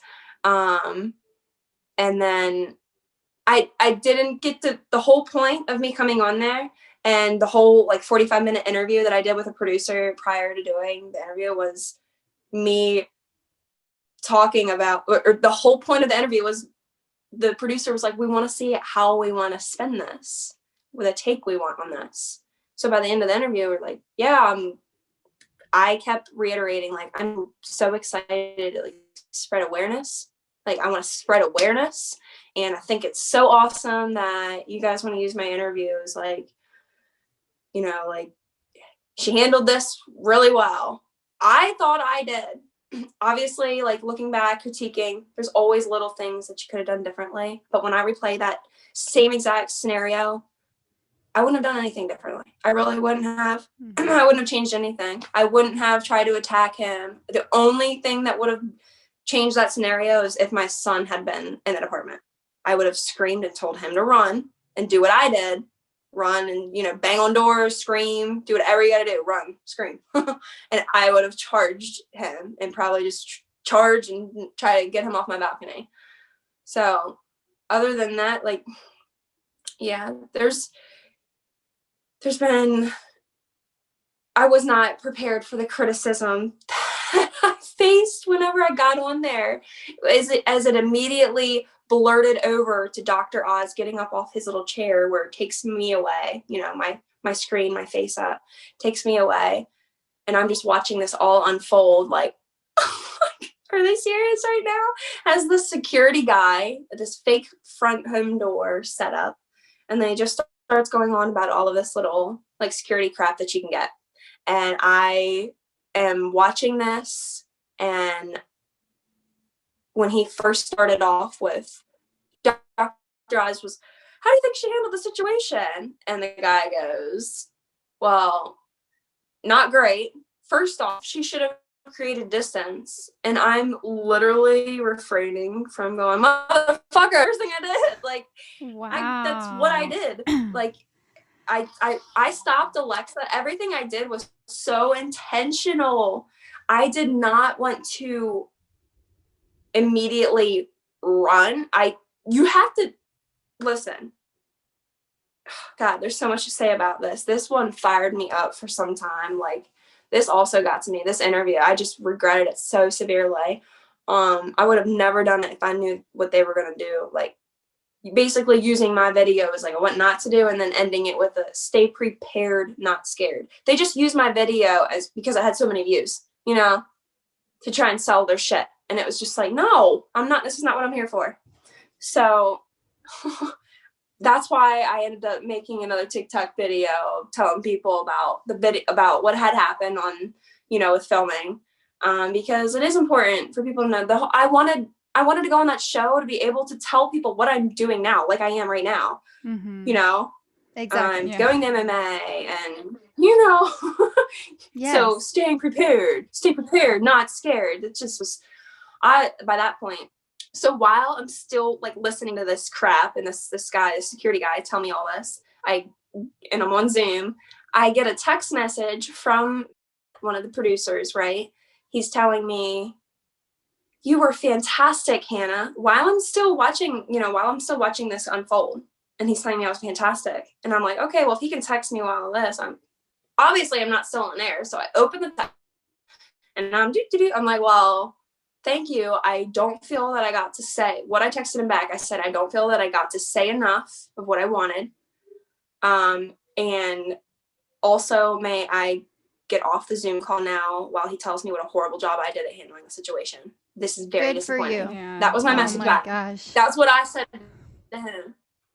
And he sent me this message, just a little paragraph back, and told me that apparently that was how a lot of people felt.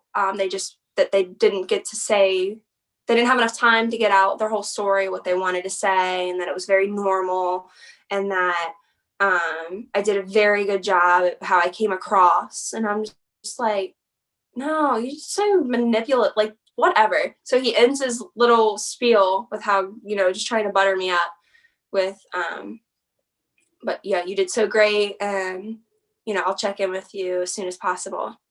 I never have heard back from this guy. Wow. This is right after Dr. Oz. I haven't heard a single thing back from Dr. Oz after that. And I'm like, am I going to? My Lanta. I'm sure at this point, it's just what blows my mind is just how persistent they were with telling me how excited he was to have me on the show, specifically because of how I handled the situation, just to get it on and completely have them flip the script. That I was sounds just like being like, he's not, is he a previous worker? Like, just like feeding it same parallel story right now. Like, right.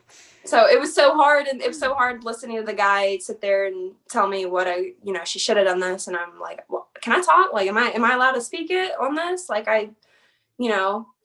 because I don't feel that this grown ass man should be trashing in a way that listen, I was in my home dancing. You can't be prepared every freaking second of the day. Like, is somebody going to walk through the door right now? You know what I mean? Mm-hmm.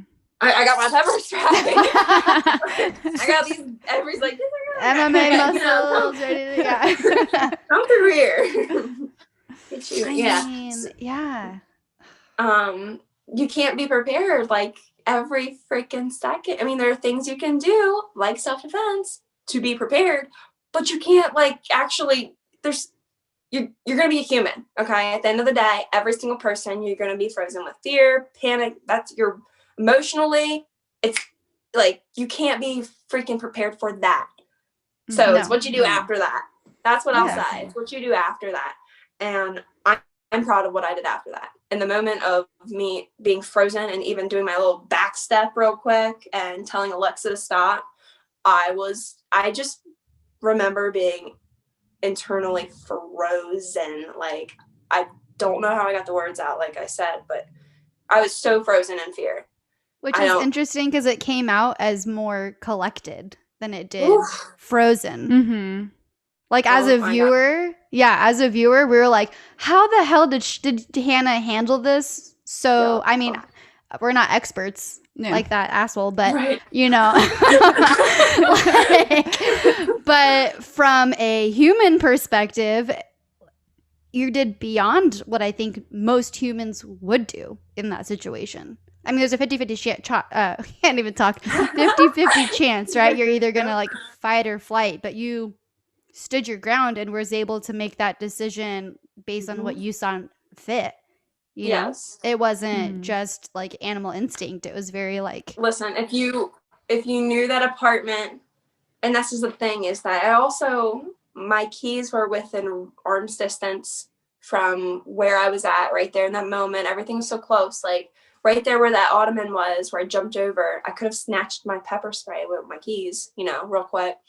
But everything in that apartment was so cool, like it's so small and tiny that there was nowhere else to go. Like, had I not gone to that front door, and he would have, obviously, I know in my gut that this man was not going to, how do I word this? He was not going to not stop if I didn't get loud and create distance, or create distance and then get loud. Yeah. Either way, he was, as you can see from the video, when you first hear it open, and I'm fearful, telling him no. What right does he think he has to continue to walk in, take steps into my apartment?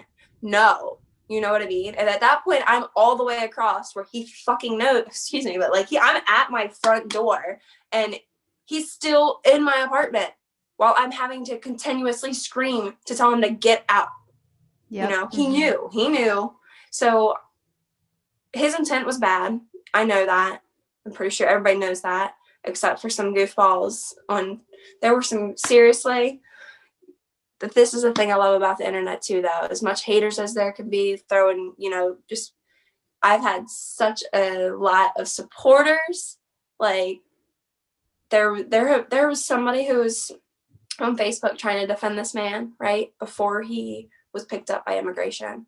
Somebody was trying to defend him, and saying that I don't know saying that nobody knows the whole story. Okay. Yeah, saying that they had spoke to him.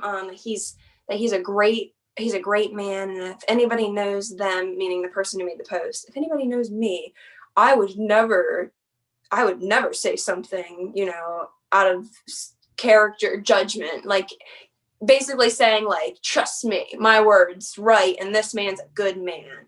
I'm like, yo, you're twice my age and you got a wiener. Let's get real here. I'm just, stop. Like, you weren't in my, I'm sorry he did not violate, he didn't climb up your balcony and break in. He didn't attack you.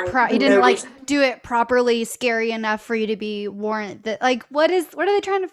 Right? So literally this guy, now that after the video went viral, this is shortly before how things happen so quickly, right before immigration picks him up, he's then coming up with the story that, because he's had more time to sit and think about it all, knowing that it's video, right? Now he's like, well, shit, I can't tell my other story. It's not going to fly anymore. He tried... Listen, because you can just see that video is like 5 minutes longer, but I was dancing like consecutively. I've got like 15, 20 minutes of video of me just dancing. I would hit pause, play. I would hit stop record, right? So there was like 5 minutes of this one video, this chunk of video, where I'm dancing and I'm doing, I look normal. Okay. The only people who have seen the full 5-minute video, dear God, cause there was a pretty way to see, like, I look like a weirdo in some of it. Like, I don't know. Like, yeah. So was the detective. We think you have good dance moves, just saying. if we need to say it, we're saying it now. It's so therapeutic to me. Like, I got to the point, and I do like getting older. You know why? Because the older I'm getting, I truly am realizing the more I don't give a crap what people think. Like, Amen. It really, I have people saying like, oh, does anybody see how horrible she's dancing? And I'm like, keep on wiggling it. I don't care. I feel great. So, oh man. Where was I with this angel guy? With the 5 minutes video. Yes. So I had sent that video to the detective. He's the only one because I knew it was coming. So, because obviously I edited the video just to the part where he comes in. I'm like, y'all don't need to see me dancing. Like, no. Sure enough, I get a text one night. The detective's like, hey, Hannah, do you happen to have more of the video just in case, this guy tries to claim that right before you were still out on your balcony talking to him? And I'm like, yeah, I'll clear this up real quick. Like, you'll know, send him. But at first, before I sent it to him, I actually cried because I'm like, damn, I feel so violated. I even told him that. I'm like, yeah, I already felt violated, that I felt like he was creeping on me through the window, but now I have to send you this video that was not meant to be seen, Yeah. Me in the privacy of my own home late at night. Come on. It's not like it was anything sexual or weird. I know that. Even if it was, who cares? It was just me dancing, and it was just as you should. One part of it, I was literally lying on my belly. I was just lying there. Like, he could have just walked in. Like, I cringe watching the video because there's so many moments. Yeah. So, but what's funny is that, I don't know how long. He could have been watching me for, 1 minute, for 10 minutes. I don't know. But, oh my goodness. I'm sorry. I totally had a brain fart. No, it's okay. So much talking. I'm like, I'm surprised this hasn't happened yet. Oh my gosh. No, I wanted to tell you guys that. Dancing and the evidence, and it was a long video, and he wanted to see if something happened beforehand, and so he sent it.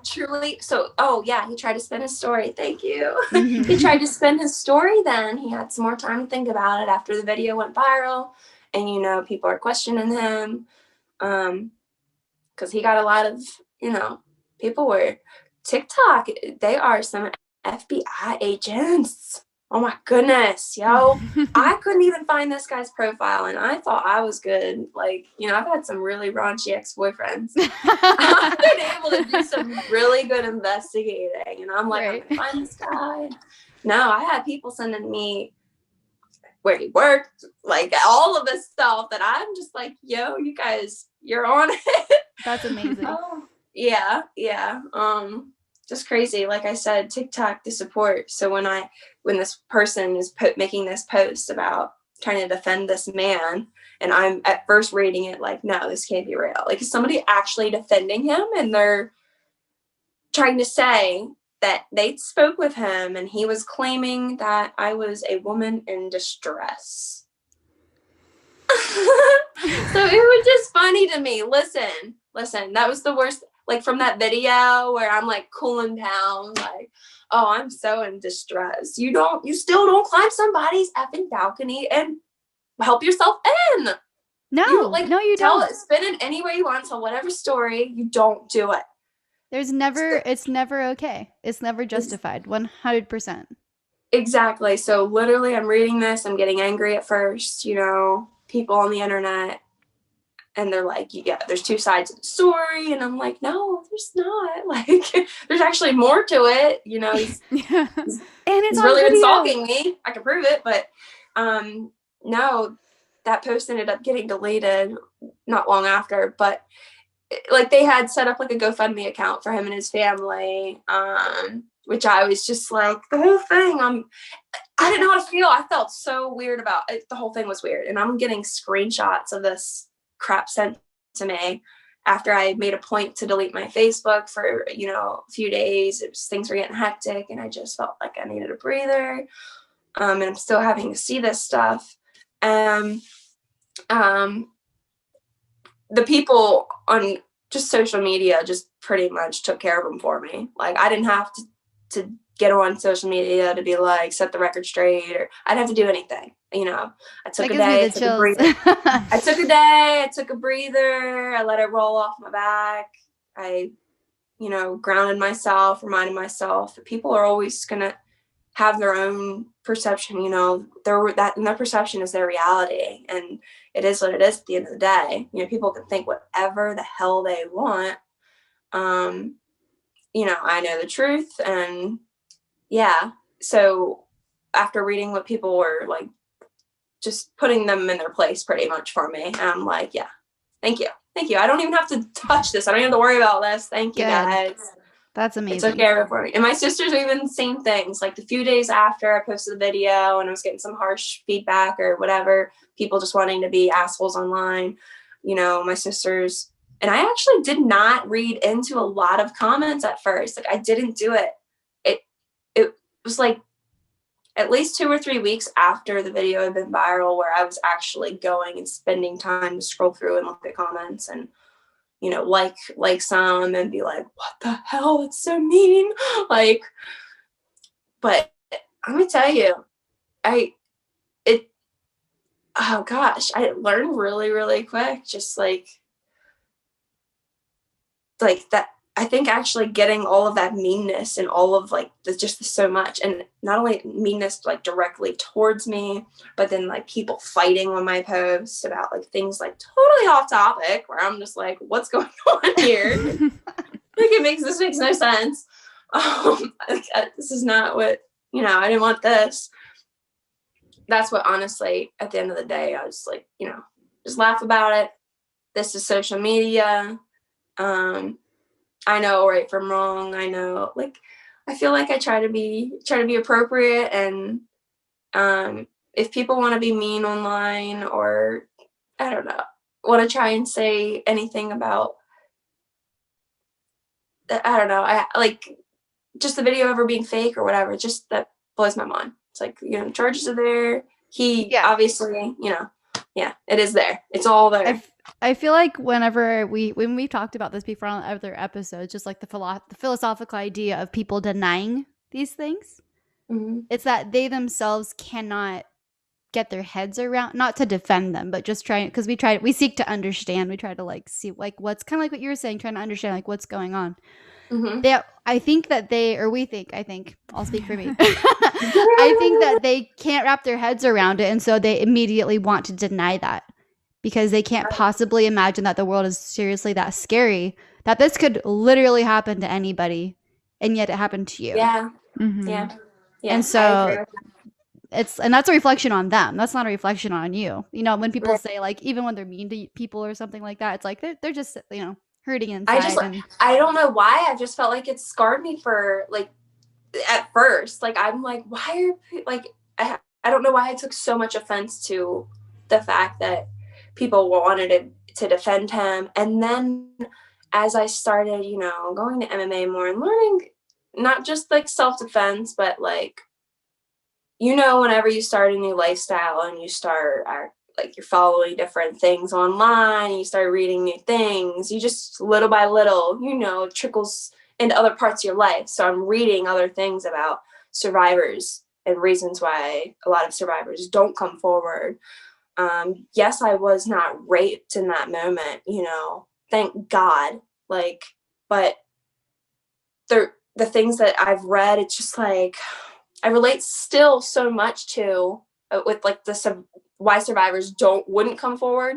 And also just like having shared that video, at first I'm like, what, like I had to realize like I can't take this back, meaning like this is out for millions of people are saying this. Like I can't take that back. Like it's out there, even if I took this down right now, it's out there. Like it's going to be seen.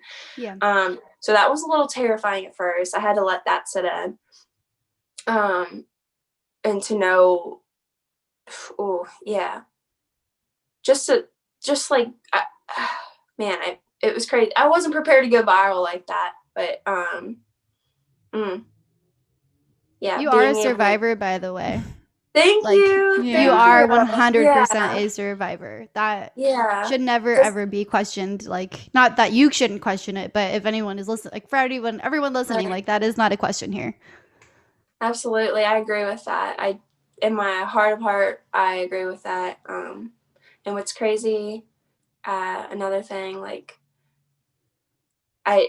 so 2 nights before the incident as well, this would have been Friday night, I had just pulled into my parking lot because, this is called You're Not Paranoid. So I just pulled into my parking lot and I was sometimes I'll take my time getting my bags collected. I'm that girl that's got 500 things all over her car that I got to collect to actually get out of my car and go on. So I'm getting my stuff collected and I notice this man in a hoodie. It was a dark hoodie. I remember it being dark. I don't remember what kind it was, but hood was up and there was this like little walkway in my parking lot that a lot of people, it was like high traffic walkway people would take to cut through to walk to like shopping center, like the grocery store and all that. It was so close, like just to walk to that stuff. So it was a really sketchy area though. You know what I mean? It's like this big brick wall. I felt like people will be back there just doing sketchy things. So I know I'm sitting in my car, turn my headlights off. It's late at night and I just noticed this guy in a hoodie. He's on his phone, right? He's like texting I just see his phone lit up and he walks by me. He clearly can see that I'm sitting in my car. I did not get a good enough look at him. He was walking, it was dark out and he was walking in a weird angle around like this bend. So he walks through this little walkway near my vehicle and about a minute later emerges and I'm like, that's like, what is he coming back around for that quick? Nobody comes around that walks around there. Like they're gone for a little bit. He didn't go to the store. What was he gone for a minute for? It was just weird, whatever. And I was very intuitive. That's another thing. I was also very aware of my surroundings. Like that's been heightened since the incident. But like, I was also that person who was also, I think I was always aware. I always stayed aware. But this night I literally was watching this man. At this point, he had made like 2 trips back and forth within 2 minutes to this little pathway right where within 10 feet of my car. And I'm just seeing the back of him. And whenever he was coming and walking forward, he had his phone up to his face and was pretending to talk on the phone. I swear. I'm like this, because at the 3rd time I saw him, I'm like, he's something sketchy. And he kept watching. He was, I could tell he was watching me. There was nobody else around. I'm looking in all my mirrors. And finally I get out of my car and I see this guy walk for the last time. He was like doing little laps, like, I don't know. He walks for the last time and he walks right by my car. He has his hoodie up still. And there was one other car in the parking lot, like 20 feet away, where he's walking, and then his walking trail just stops. Like he's hiding behind this Jeep, right? So in this moment, I'm standing on the back side of my car, like bent over, grabbing stuff out of my back seat. And I immediately just picked up my pepper spray because I was nervous. I was ready to scream. I didn't know what to do. I was like, he's clearly watching. This guy's watching me. He's ready to approach me. I knew it. I'm not paranoid. 100% not. In that moment, thank you, Jesus. In that moment, one of my neighbors and their dog comes like barreling out this door. These doors to this apartment complex are loud and obnoxious, and you can just hear them like open, like the weird noises. So this door opens really loudly, and this dog and my neighbor come, running out, and this guy in this hoodie literally takes off running, like out in the darkness on the opposite side, and that's when I'm like, motherfucker, like, yes, I knew it. And in that moment, I'm running up to my neighbor, and I'm like, because this is my neighbor, the same one that I told you I had a witness when I took that notebook into the leasing office, the one that he knew everything. He was with me from the beginning with all this weird stuff happening. Ran up to him, and the first thing I told him was, I'm not freaking paranoid. Like, I'm not paranoid. I'm not making things up. I'm not just, I'm like, this is real. There was a guy literally just watching me from the parking lot. And I swear to God, he looked like he was trying to, like, he was watching me. He wanted to approach me or something, it was creepy. So people don't watch from afar creepily and are not creeps. Absolutely. Exactly. So like, good thing you followed your gut. Like there's no question about that. Like, yeah, like normal people don't do that. Right. Absolutely. And it was just a lot of, a lot of paying attention.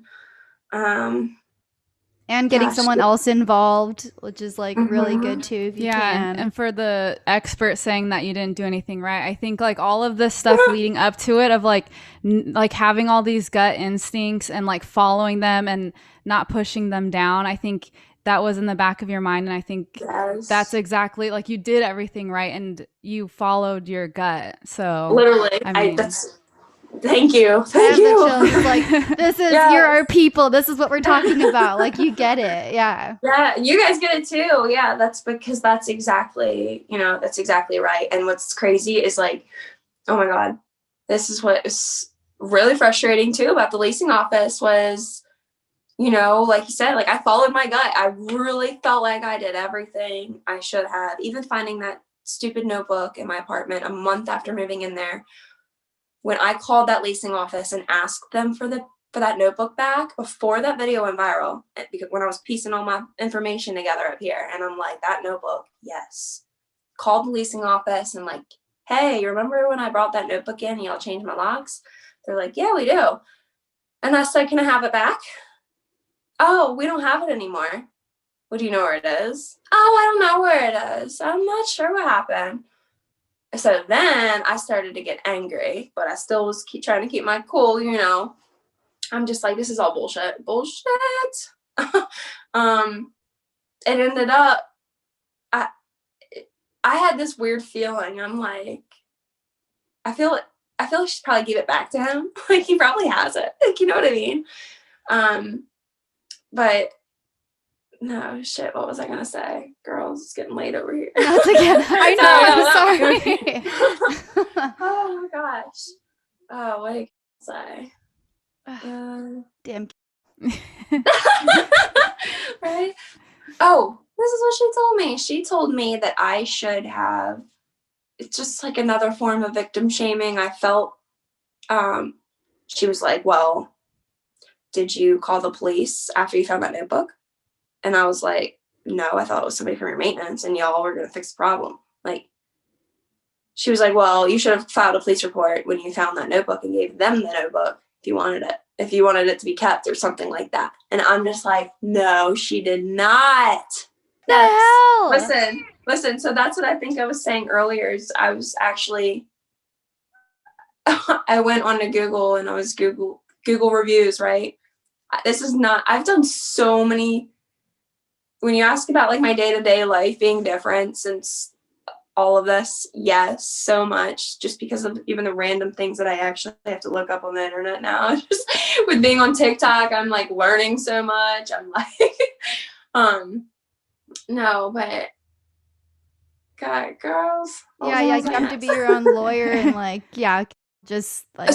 So I ended up actually, when it went viral, I ended up actually from my Instagram post meeting an attorney named Simone Redwine. Mm-hmm. She's great. She's awesome. I will also say that like I am also very naive. I'll admit that I am. Like, and I think that a lot of women are. And I'm gonna say it. Like a lot of women are.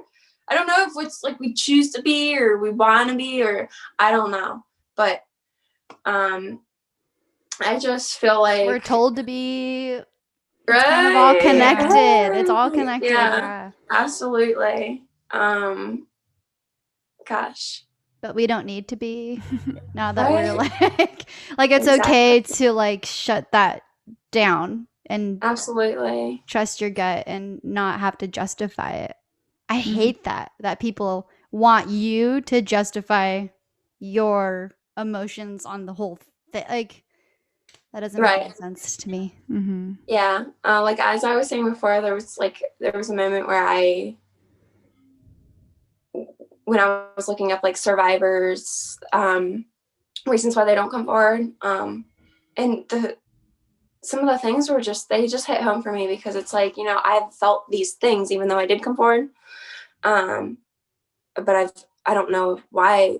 I've been questioning, like, why do I feel that? Why am I worried about, you know, just like, gosh, I almost want to find the video because it was so good. There was so much in it about just like worrying about him or like, you know, I was talked about like his family or like survivor's like, guilt kind of thing. Yeah, like not wanting to or feeling like you'll be shamed. Like you did something to deserve it or earn it, which is how I was feeling when people were telling me that my door was unlocked. So it's like, just because my door's unlocked, that's a free fucking invitation to walk in. You know? Yeah. 100%. Yeah, they're saying that the wrong is having your balcony door unlocked versus the wrong is actually a guy climbing up onto your balcony and coming into your house. With the intent to assault you. Like, let's just discuss that. Exactly. But let's break down that you didn't handle that exactly right. Okay. Oh boy. Yeah. My sister was like, it'll fire my sister up too, because you know she's always my voice of reason. Whenever I'm breaking down, like reading the shit online, I'm calling her up and she's, you know, reassuring me, let me know, hey girl, listen. Like there's just you honestly you don't know unless you really are in that position, like how you would handle the situation. Yeah. So to be able to give so much criticism to somebody on how they handled it, you know what? Within 1 minute, I de-escalated the situation. I sought help, and he was out of my apartment, and I was safe, and I'm alive to tell about it. I wasn't raped, and nothing happened. Like he cut my Christmas lights. Like they were $5, and he also got that as a charge. You know, like other than that, like, and he's. As far as I'm concerned, he's off the street, meaning he can't do that behavior to somebody else because he's willing to do it to me. Listen, I you pick me. Yeah. Like those things where you think this would never happen to me. Yes, it can. It can happen to you. Like, don't. And you coming forward, that was actually one of the things in here too, is like you coming forward and sharing that and having him taken off the street, you probably did actually save lives, like many women's lives. I feel so. Another thing was like what was weird at first was that he didn't have a criminal record, and it's because he was illegal, right? So I don't know if he's had other names. Like, there's so much. There's just so much to the background of just like him. No criminal record means Yeah. literally nothing. That doesn't mean that you're a good person. It just means you haven't been caught. Yeah. They were trying to say the only criminal record. Well, I'm thinking that he had other aliases. I think that's what was up. I think he had other names, and they just weren't able to find all of his criminal record or whatever. He could have a whole, as like the state's attorney was explaining to me, like he could have a whole nother record from where he's from that, you know, we don't know about. He could have murdered people. You know what I mean? Yeah. You don't know. And people don't just turn into stalkers and climb balconies and are confident enough to walk in out of nowhere. Thank you. That was another reason why I posted it. Yes. Yes. That doesn't come out from out of nowhere. We cover stories where they'll be like, oh, like this man, you know, didn't start doing this until he was like 60 years old. And then like, oh, really? You think so? Like you think this person goes his whole life and then just snaps one day and turns into a, you know, a stalker or a murderer? Like that doesn't just happen overnight. Exactly. And those were my thoughts when I was posting that video, because I'm just thinking like this is too bold of an act for it to be the first time. Exactly. This just doesn't happen one and done, you know. I don't 100%. Ew, gross. He told the investigator he was being interrogated and knew he was caught, you know, red-handed, was read his rights, you know, going to jail or whatever. He asked the investigator if he could apologize to me. Like, I just feel like that's so weird. It just seems like, ooh. Like you would give him the time. The officer he was just wants to no, see. it's not gonna happen. Ugh. Like you would give him the time. Yeah. Like who does he think he is? He thinks he's so important that he can just have your time to then like make it right. How can that ever be made right? Right. I mean, of course, like I guess it's good to apologize, but like from a human standpoint, but you know that he's an evil person, so the intent is not a good intent. It's like and the way it was from him, it's like, no, you little stinker, you want to apologize because you got caught, you know, otherwise it's just, you know, you'd still be creeping. So I want to say it's like a miracle that everything worked out the way it did, but I also think it's 100% in your credit. Yeah. Hey, thank you. I appreciate that big time. 100%. I really appreciate that. Feels a lot more reassuring. And I know it is very smart to lock your balcony doors. Listen, I would almost advocate just as much for people living alone to not wrap Christmas tree light cords around their balcony. At literally the most random things. Like you talk about, once again, my day-to-day life changing. Now I'm like scoping out balconies in different apartment complexes I'm driving by. I'm like, they need to take down their Christmas lights. Like they're dangerous. That's more than a fire hazard. That's like, you know, you're asking it to get strangled, sir. Oh my gosh. Yeah. Just random things like that. But I don't know. Like I said, I wouldn't change how I handled the situation at all. I'm so proud of myself. My sister, she was explaining to me how much in that minute, like I grew, like within, I was initial fear, you know, telling Alexa to stop, and then actually using my voice. She's like, you can hear it in your voice, even as you're throughout that minute, you're getting more dominant, and you know, you can hear the maturity growing in your voice, the confidence growing in your voice as it progresses. You're gaining more and more confidence, which is true. That's how I felt in that moment too. Like I wouldn't change it. I'm glad with how I handled it. So many people, oh my God, please. My favorite comment, guys, was, Alexa, call 911. I'm not going to tell Alexa to call 911 while he's standing right, like literally in front of my face. You know what I mean? I'm going to run. I'm going to get the hell out of there. Yeah. You get out of, I mean, but also like you stood there, like you stood your ground and you saw him. You know, it wasn't like just running away. Because I feel like sometimes, I mean, it's partially from scary movies and partially from research, Yeah. but they say like predators literally go after prey that looks scared, you know, go after that. And you didn't. You stopped first and you're firm in recognizing that he was a threat and you like shut it down. You're like, I think in the video he says like, "Are you my friend?" And you're like, "No." Like, you I know, could not believe get out of my that. house, get out of my house, get out of my house. There was no like, please stop. It was, I see you and like get the fuck out, basically. It's like that was what was communicated. And he didn't even, if I don't, because you said he spoke Spanish, you know, it doesn't matter if he understood you or not. That's what was understood. Because if it wasn't, if he wasn't threatened, who knows? He knows You know, very like well that. Yeah. he was stopped in his tracks, or else that would have not played out that way. And it would be a really, you know, this would be a tragedy. And it's, I think the heavens it's not. And thank your instincts.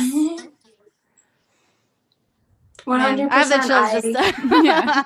It's crazy. It is my instincts. I will say that for sure. I wanted to first be like, ladies, trust your instincts, but anybody, trust your instincts. I've talked to so many people now about instincts and intuition from this simple but life-changing event, you know.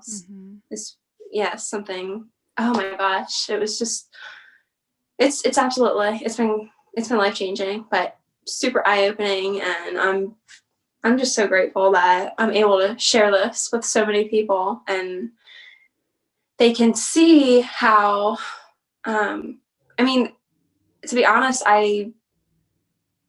like every time I'll go back and watch a video, it's the same as the first time I watched it. It puts me back in that emotion, the feelings, like my heart races every time I watch it. Just hearing, God, I love you, Bishop Briggs, my girl, you know. I love that song I so love much. her That poor so song. much. Oh, I love her. I'm always, you know, so that song gives me so much anxiety now. I can't, like, I even put it on to try and meditate to it now, just because it's like, it's weird, you know, but that certain part, like the bridge where he actually comes in, and I'm, ooh, yeah, every time I listen to it, it's rough. Well, because it's like that's not fair for that song to be taken away from you, you know. So it's good that you're working through that to take it back as part of your. What's so cool is that a few months prior to me really enjoying that song, I was listening to it on my Pandora, right? And you know how like the artists will do their little preview, their little clip, like, hey guys, listen, thanks for listening to my station on Pandora, right? Yeah. So Bishop comes on before River comes on, and she goes, you know, hey guys, thanks for listening to my, you know, my new song, whatever. I think that's what she was saying at first, and then she started talking about what her upcoming song, River. She's like, I just want to let you guys know this song's about basically not taking no for an answer, not backing down. That's what River's about. So I'm like, you know what? I'm going to use this song. And then that's why I chose to dance to White Flag by her for my second TikTok video when I was still in that stupid, stinky apartment. Sorry, I can't get all my stinks out. Yeah, oh gosh. Yeah. And I just have so many different dance videos from a short amount of time that I was in that little apartment in Hagerstown, and it just makes me wonder, like, how many times was he watching me through my windows, or you know what I mean? Those are the other kind of things that, like, since the days, like, I've had to think a lot about and, like, kind of just retrace my steps. It's disgusting though. Like, sometimes I have to stop myself, because it's like I have to remind myself, like, I am okay, I am safe, but also it helps me to stay in reality, if that makes sense. Like, but just certain little things that, like I was saying before, there were a lot of nights where regretfully, like I would remember waking up and would see like my balcony, just specifically my balcony door would be unlocked. And that would be where I would be like, shit, did I forget to lock it? Or some nights I would be like, I know damn well I forgot to lock that last night. And that just scares me. Just like, you know what I mean? So yeah, locking your doors is very important. I can get being scolded for that, but yeah, everything else. It doesn't change any of it though. Right. And like, again, a lot of people have told me, you know, about like they would have shot him, they would have done this, listen, even if I had a gun on my hip, you know, maybe I would have drawn it, I wouldn't have shot him, I still would have done exactly what I did. I would have got to the door, you know, I would have done what I did. Like, there's no way around it. Yeah. And so this is something that is just also really random, but another thing. So I also was trying to figure out why I did what I did as well. Like, why did I run? Like, I'm not I am a fighter, you know, I'm not, but that moment, like, obviously, and people were telling me that it's so sad that she, you know, she had to say please, you know, she was saying please, still trying to be nice. Yo, I wasn't saying that as like, because I'm a woman to a man. I was literally saying please because I was in fear of my life. I was playing for my life. That's how it felt. It was like, you know, I didn't care if he was a man, woman, whatever. I'm going to say please because I don't want to be hurt. Like, just don't hurt me. Yeah, escaping to my neighbors. Like, why did I do that? Like, I'm just replaying everything. And I'm like, you know, when I was a little girl, my mom thing, and I shit you not, it flashed in my head in that moment when I was like frozen and he was standing, and before I lunged for my phone. And she used to tell me as a little girl, now my mom's passed away from brain cancer, but it, like I said, like, I'm spiritual and I felt like a presence all day. In that moment, I just could hear her like telling me to run, you know. But as a little girl, she always told me, if anybody ever tried to take you, and if anybody ever tried to take you, you run and scream as loud as you can. But as a grown woman in that moment, like, I knew that was my choice, where I was like, I'm running and I'm going to get loud. I'm running and I'm going to get loud. Like, it's just happening. like Mama taught. Yeah. Just like, yeah. Yeah. I knew that was my choice. So when people ask me, how did you know that was what you were going to do? Like, that was it. It was literally, I took myself back to being a little girl, like, real quick, and was like, this is what I'm doing. But yeah, I also sorry. I handled it with no, sorry. I know I'm blabbering. No, you're good. I took my mind to, you know, a little girl remembering what to do, like, but I handled it with, like, I feel like more maturity, because I knew to stop the music, to calmly. I didn't want it to escalate. That was my biggest thing, because I was just, like I said, fearful of him pulling a weapon out or lunging towards me. I wanted to make sure that I wasn't getting loud. Yeah, I just didn't want him to come at me. Yeah, I wanted 100%. Just to create that space, just like the security guy from Dr. Oz was saying. Yeah, creating that distance. That's what I did, y'all. I'm gonna preach it too. Do that. Yeah, that's what I did. So, creating distance. I've been blabbering so much. There's been so much. You're good. Oh yeah. That's what podcasts are for. Yeah. This is what we're here for. We're here for you and to share your story. Yeah. You know. So thank you for like doing that. The thing I was gonna say is like what you just said is. Oh, sorry. What? Okay, sorry. There was a little bit of lag. You're good. What I was gonna say is, what you already had in you, which is what I try to think too, and I try not to say preach, but what I think I personally have learned is to already have and know in your mind and like in your heart what you will do if you were like what your mom taught you, if that ever, heaven forbid, does happen. You know, I think when we talk about like being naive, Mhm. it's because we don't want those things to happen. Mhm. But talking about this, having these conversations, sharing your story shows people it can happen. And it's, Mhm. I personally think it's important to reflect on that and do hold that in you of like, this is what I'm going to do. Like, I am a survivor. Heaven forbid. Like, I'm not going to walk around like, you know, like paranoid. Mhm. Exactly. But I know that I'm not going to go down without a fight, no matter what. Yeah. No matter Exactly. what. Mm-hmm. Oh yeah. So And I agree that's with another that. thing, like something like, oh my gosh, um, it is weird to hear y'all call me a survivor. I guess that hasn't really hit me. Like I don't know why I can't accept that, or like it's like it doesn't take something physically happening to me to need to be that. You know what I mean? 100. Like Yeah. I don't know why that's so hard as a woman, maybe to try and get that through. Like what he did was wrong. Like because that's what. Yeah. Like part of like me going through therapy was like there were times where I tried to justify him climbing on my balcony. Like why would I do that? That's part of the reason why survivors won't come forward, is because they'll sit and try and justify why their attacker did what they did.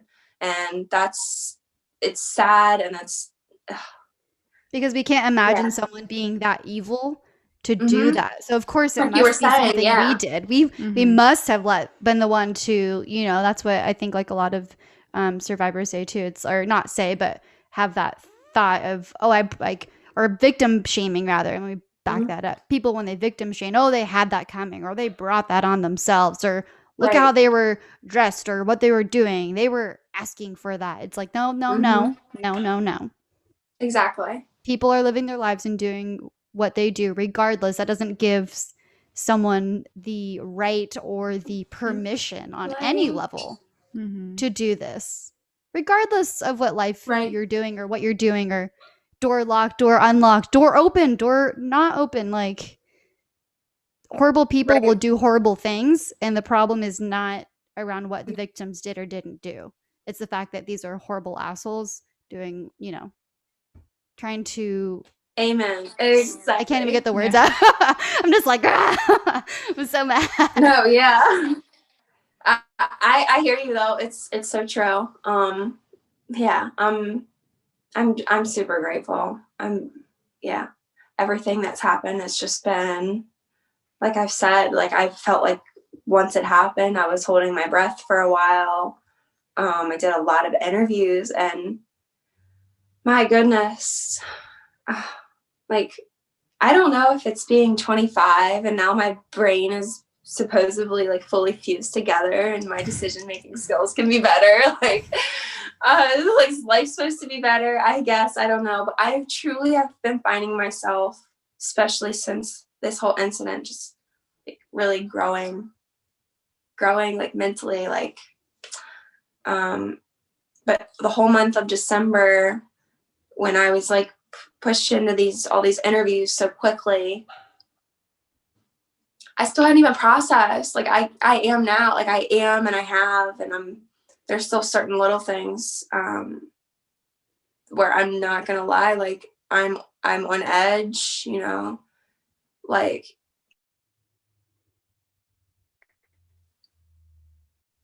right. I'll be driving and I'm seeing him walking down the street or something little. The little things that you see on movies or whatever. It's real. Like that you can really feel that. Like it's scary.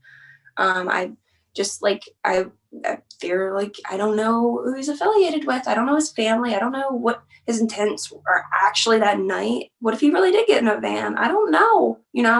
So it's scary. There's a lot of other things that I can fear and worry about. But while I was like living in this, like, I guess almost when the video went viral, it almost felt like I had like this weird security blanket put over me with so many people knowing.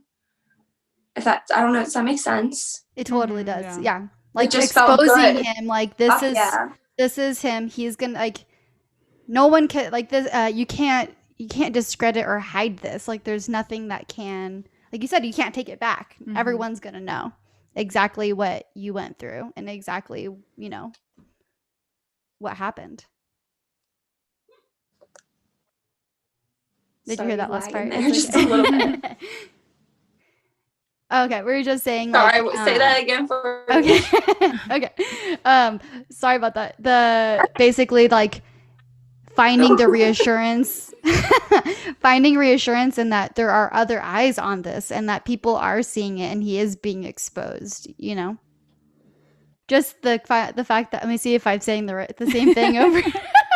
The fact that you're finding comfort in posting the video so that there are more eyes on him. He is exposed. There's no discrediting or questioning what happened because you have that proof. And now literally millions of people have seen it for themselves. And you can't, I mean, I can't believe that would even have to say that anyone would argue with it, but you can't argue with it. Like there's just, you know, that is a security blanket, knowing that you're believed. Like, and you have proof. Yeah, absolutely. Like I can't imagine how difficult this would be to try to share without proof. I wouldn't. That's what sucks. See, literally, if I didn't have a video, I'm not going to be the person that's going to make a Facebook post just typing up my feelings. If I didn't have that video, it wasn't getting shared. Like I would have told my friends and family about it. But to be honest, another reason why survivors don't come forward, they worry about who's going to believe them, right?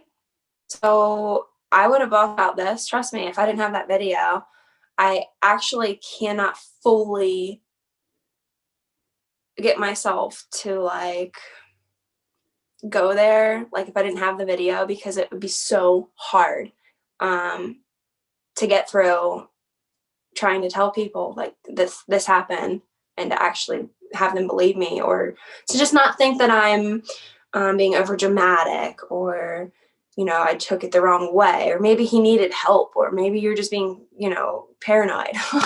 But for real, like, because those are all things people do say. I'm so grateful I had that video. 100%. And even still, people are saying this with proof. So that just goes to show you that, like, some people are just don't want to believe that, which is, you know, shame on them. That's sad that they can't understand that, because then they'll never be in a, you know, I don't know. I don't know how to say that. Do you know what I'm trying to say? I think so. Like, I don't want to say they'll never be prepared, but like, if you deny it, then you'll never learn. You'll never, you know, grow. And that's what that's what the podcast is for. Is it's not to make people more scared. It's to, you know, try to create a safer world and say that this can happen. So let's try to help prevent more things from happening. Absolutely. I agree with that completely. And that, like, that's another thing, like with this video having blown up so much, I don't feel like I got to actually say that in any of my news interviews. Like all of December, I'm interviewing with these people. And like I said, I feel like I've been growing a lot over the last few weeks. Like even just last, you know, the month of December, doing all these interviews, I didn't know what I was doing.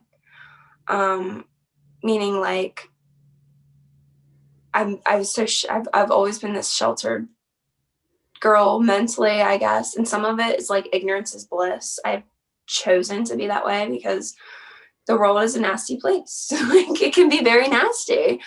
Oh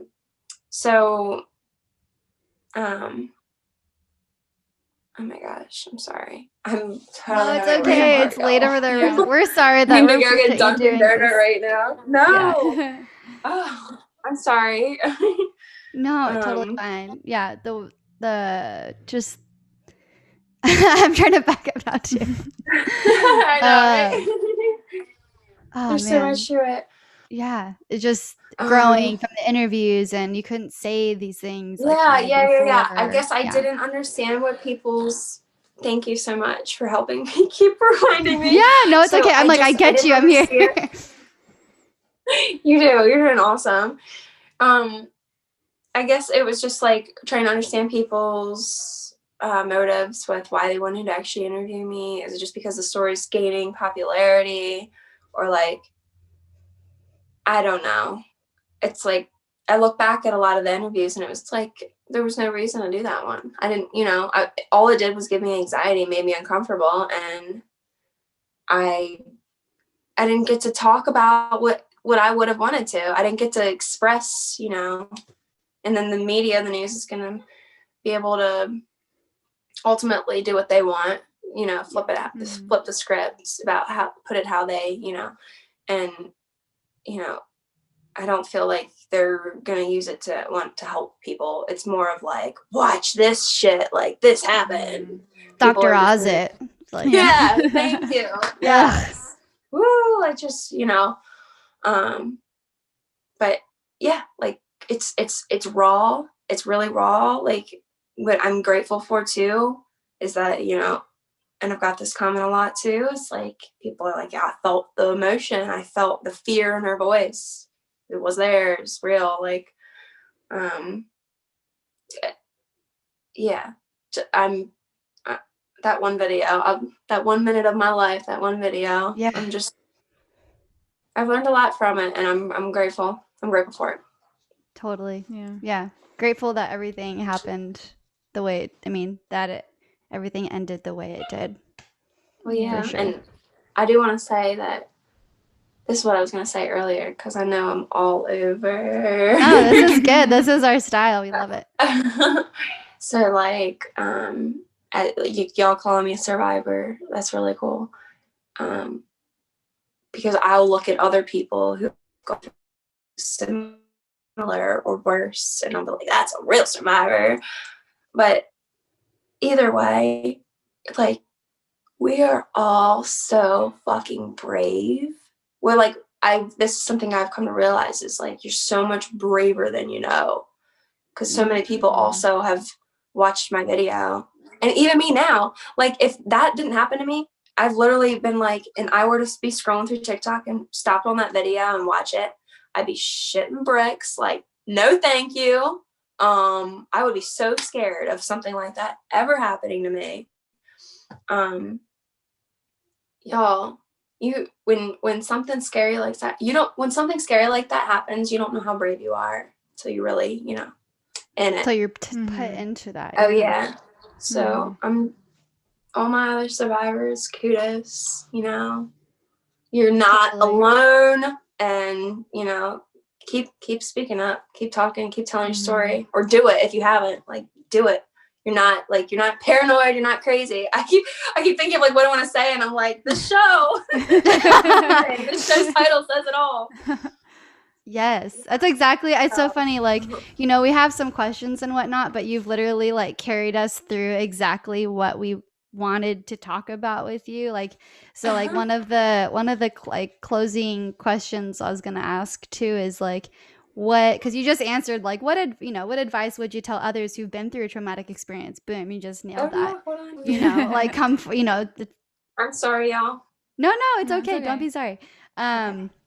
We're just saying how, like, you've hit kind of like all the different points that we wanted to cover, like, in a very natural way, and you just spoke to the thing that we wanted to ask towards the end, which was like, what advice would you have for others who've also been through a traumatic experience? And you just freaking, like, nailed that right on the head. Like, yes, like, it's okay to come forward. It's okay to, like, you will be believed. There is a community out here who believes you 100, like, through and through, no questions asked. Yeah. And that's what I think. And that was really absolutely. Hell yeah. And if nobody believes you and you want to tell your story, I'm all ears. Like, come on.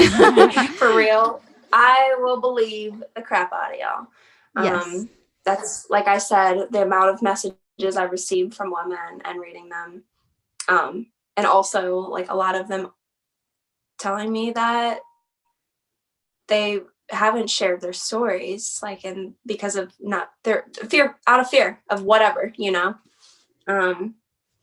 gosh, it breaks my heart, honestly. It's not fair. So you know what? If I can, I will try to also be a voice for these women who didn't have it on video. But yeah, this shit happens and people are crazy.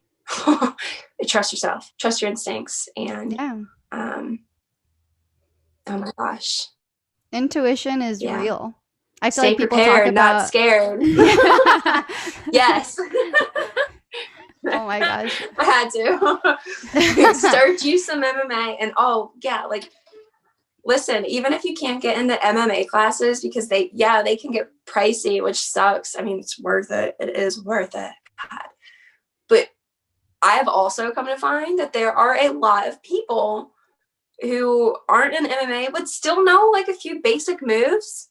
Learn that shit, even a few simple moves, can get you situated when you're getting, so that's another thing I would say to people. Team up with your buddies, friends, whatever. Somebody's got to know some moves. I've definitely found a lot of my friends that don't go to MMA, and they probably know more than me. I mean, I'm such a baby. I'm still such a baby.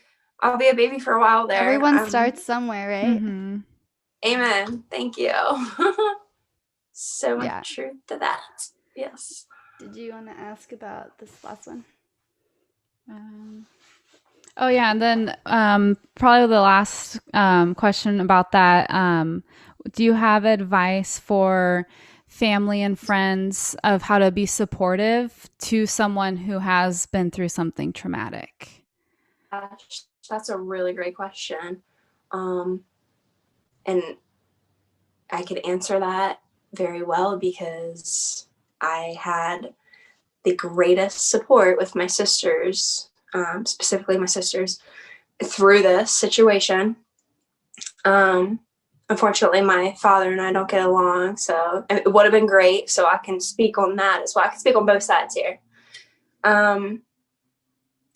Gosh, believe them. Like, just hear them. Listen to them. Listen to them. Number one is listen. Just let them talk, even if, listen. You don't necessarily have to believe them or reply right away, but just listen and hear them out. I feel like is number one, because when somebody feels like they're being heard, that's just so important, I feel like. And it also gives that person who's listening time. If they're not speaking, that gives them time to think before they talk, so that they can reflect too, which is also important. Gosh, I guess with my sisters, they were just so supportive, like constantly checking on me to see if, how I was doing, especially the days directly after. They know I'm a tough girl and everything, but basically making sure that I'm safe. So especially if, you are a young single person and this happens to you and your family knows that you're young and living alone, be there for them, like allow them to seek shelter somewhere where it's going to be safer for them for however long. That's also very important, is to get out of whatever environment that they're in, to be supportive of them moving out of that environment. Gosh, that's a good question. I'm sorry. That's a great good answer. With having my father, oh gosh, let me talk about this one, y'all. My father was not supportive. He's never been supportive my whole life, right? So, after he found out, no, he lives really close by, right? After he found out about this incident, I knew he knew about it from it going viral. He didn't say anything to me, and like at this point, like I'm seeing him like face to face, and he didn't say anything to me. And I've got thousands of strangers in my inbox, like, "Oh my God, are you okay? Are you okay?" And here I am with my own freaking dad, who doesn't ask me or even tell me I'm glad you're okay, knowing what had happened, seeing the video, no emotion, no reaction, right? that to me was exactly the fucking reason why I didn't want to come forward.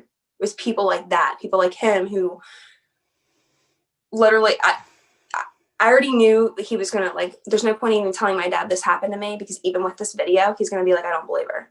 Like, this didn't happen, or she's making it up, she's being dramatic. I just, yes, or she did something to provoke it, or you know what? And like I said, I was in my apartment dancing, and nothing was inappropriate or provocative. I was clothed, and I don't give a. Even if I was walking around naked, yeah. Even if I were, you know what? That's not an invitation. Here, like, exactly. Like, oh God, girls, yeah. Oh my God, yeah. And sometimes just sometimes because hopefully my family's not watching. I know that's where my head was just like. I'm like, because I come from a family as well.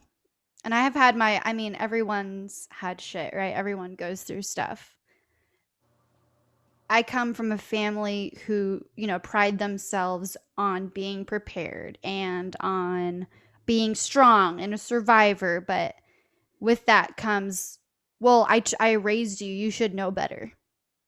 And I hate that because we can't be 100%, and Katie knows what I'm talking about. There's a few different situations in my life, but like you can't be. We're human, A, and B again. Yes. That doesn't mean that these things are okay that happen to you. Like we have to take fault because those people won't. Right. Mm-hmm. I don't know. We feel you. Yeah. you were heard. You're 100, like totally heard. I love it. Thank you. Thank you for listening. See? Yeah. Can y'all hear how this works? And if you're, if you're, you have support from your sister, you got 2 more girls to reach out to, and communities. So I love it. Yes. We're Keep so grateful. Pass it on. Yes. Totally. See, it's that domino effect, and like for real, because like, and the more women, just like me putting it out there has been a lot of women have found a safe place in that, being like, you know what, this really happens, like even random shit like this, like it happens, and we're not crazy, and we're not paranoid. We're not paranoid. Oh man. All right. So we have what we call, these will kind of like maybe like lighten your brain a little bit. 10, I don't know, I called it this. Oh no, what'd you call it? The 10 quick mixed bag questions. Okay. They're kind of like, first thing that comes to your mind when we ask you. Just a kind of like fun little, like little end. Yeah. Okay. So, I'll go first. And we'll alternate. Okay. This first one I feel like you already answered, but that's okay. First one, do you get called paranoid? And if so, what about? So I'm answering? Sorry. Yeah. Yes, yeah. Okay. Do I get called paranoid? If so, what about? Yes, I honestly, I have a irrational fear of doors. Before this man actually entered my apartment, I don't like slamming doors, or I've had creepy things happen with doors opening and closing, like paranormal, like we'll not get into all that. Ooh, another episode. Yeah. So you know what? It just all happened. It just happened to be that this man broke in through my door, but I don't like doors. They usually do have to be open or closed, and I am very, very weird about them. So the fact that happened to me is crazy. Yeah. All right. What would be one word to describe you? Ooh. A hot mess with a hyphen is like that's one word. I know one. And I saw it in your bio, overcomer. I love it. You know what? That's awesome. I was actually thinking of getting that like a tattoo somewhere. That's a good one. Yeah, I like that. I just had to say it. I was like, hold on, don't sell yourself. Don't sell yourself short. I love that.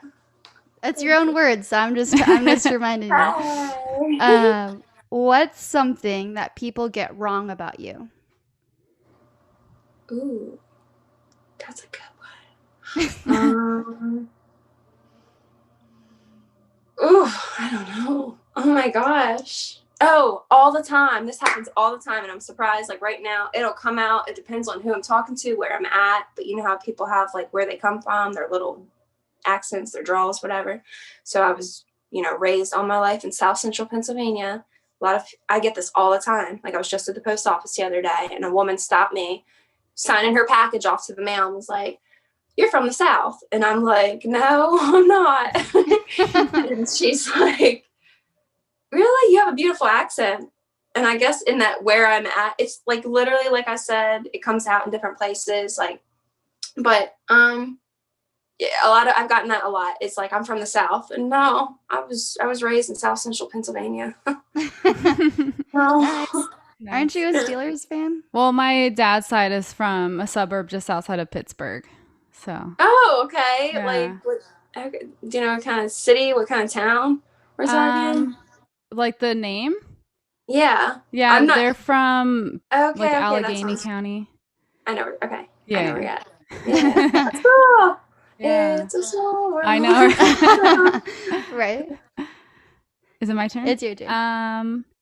This is just a silly one. Which is worse, ghosts or aliens?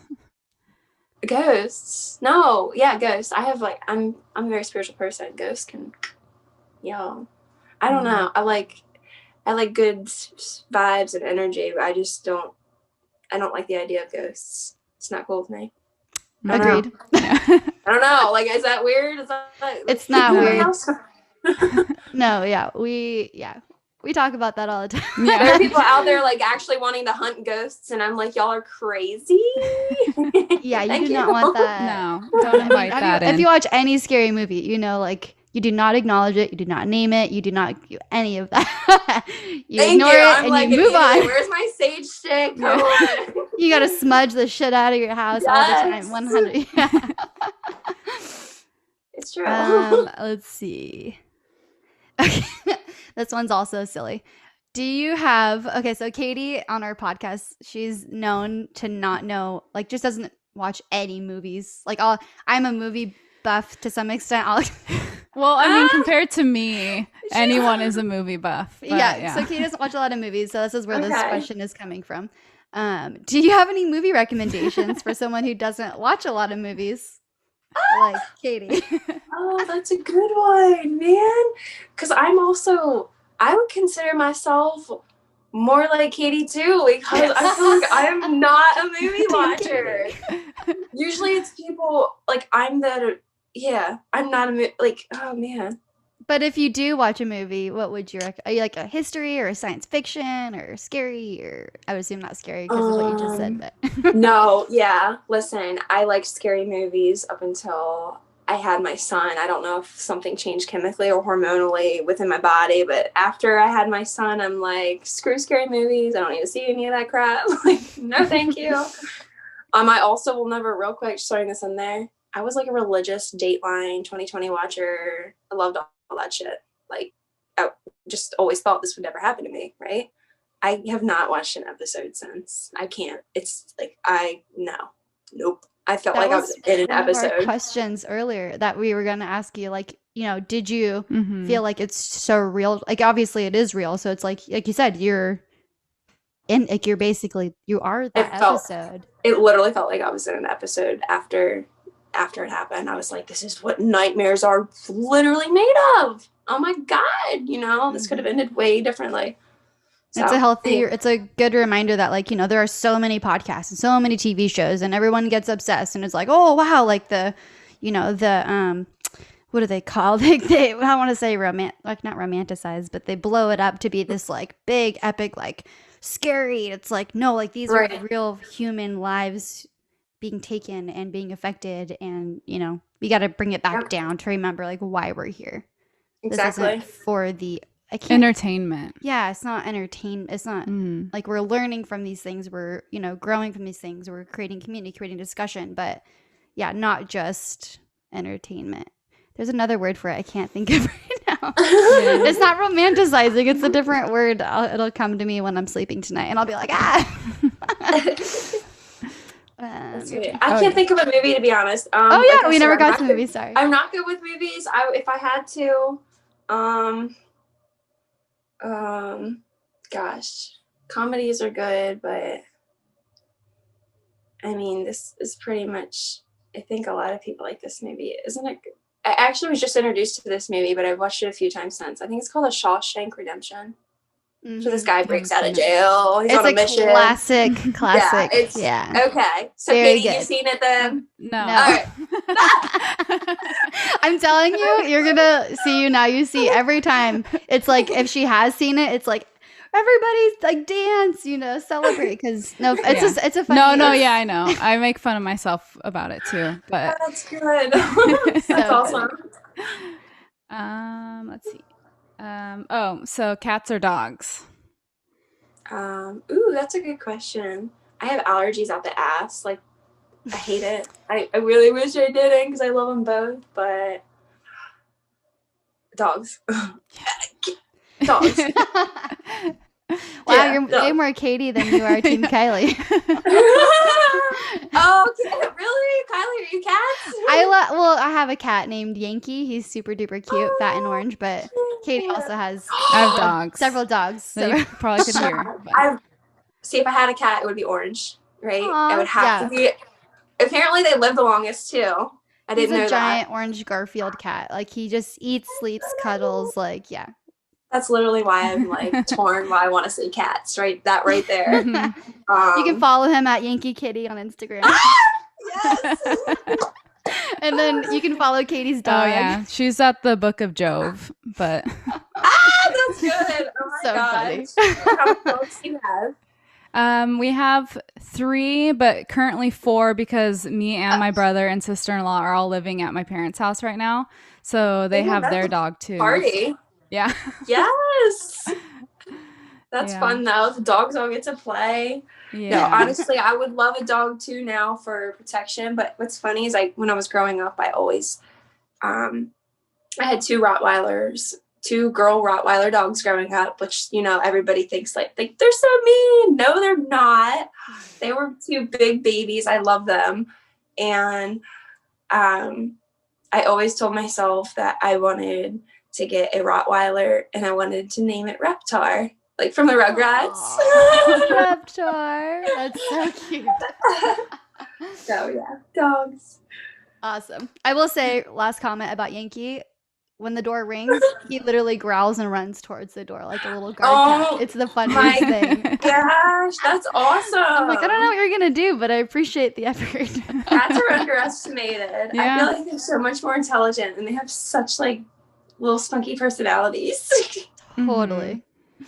All right. Couple more. Guilty pleasure. Ooh, that's a good one. I have such a sweet tooth. I always have candy on me. I'm the candy queen. Anybody who knows me knows it. Sugar, yeah.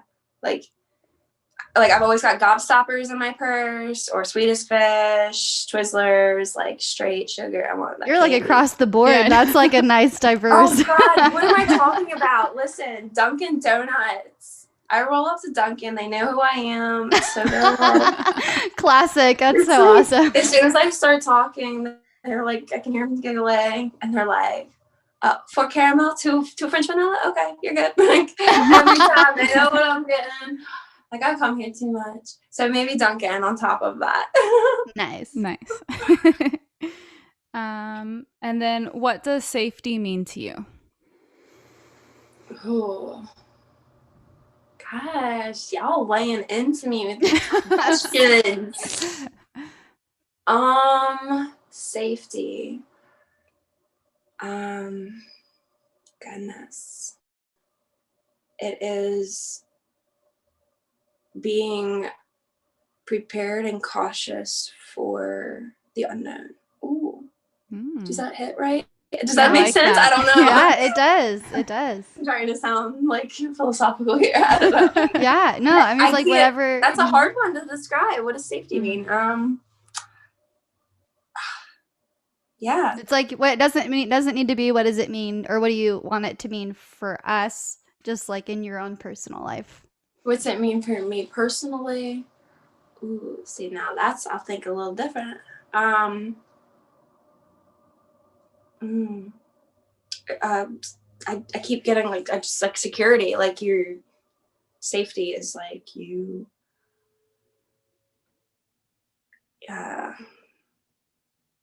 actually, that's a really hard question. I don't even know how to answer that. That's okay. Because honestly, safety has been like, it's not like butterflies and rainbows. Like, oh, do you think safety? It's not. It's been like, keep my head on a swivel. I'm safe. Like, safety, Yeah.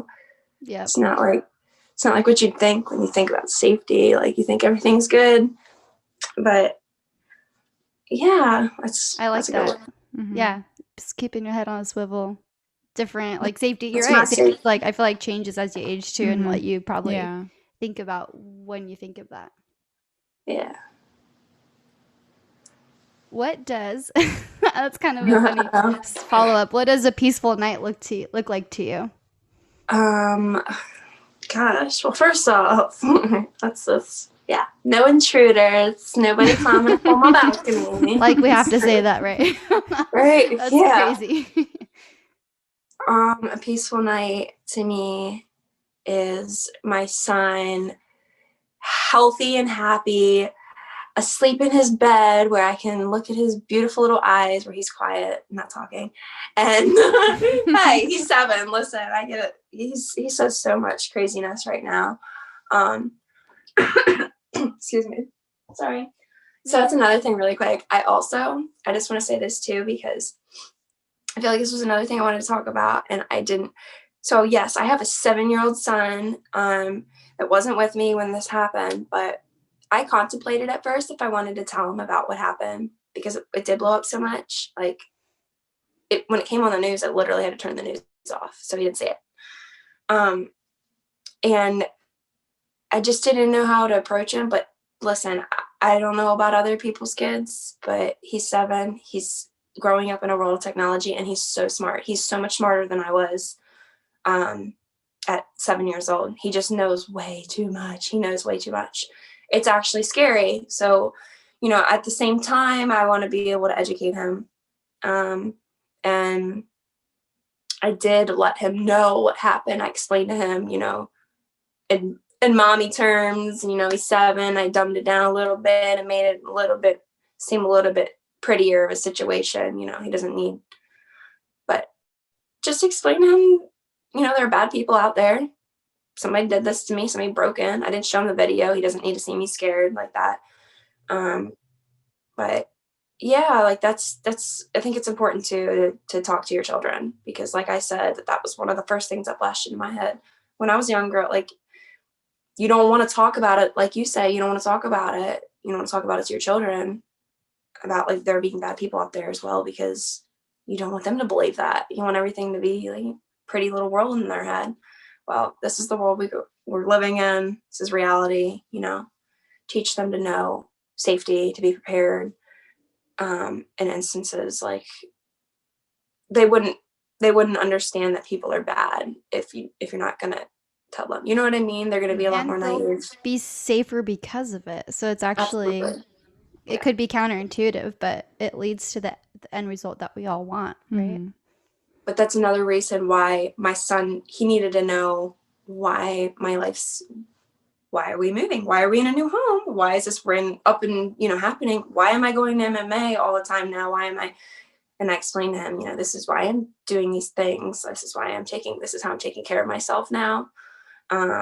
So he's getting to see that, and that's what I'm happy about. That's like, yeah, it's super satisfying.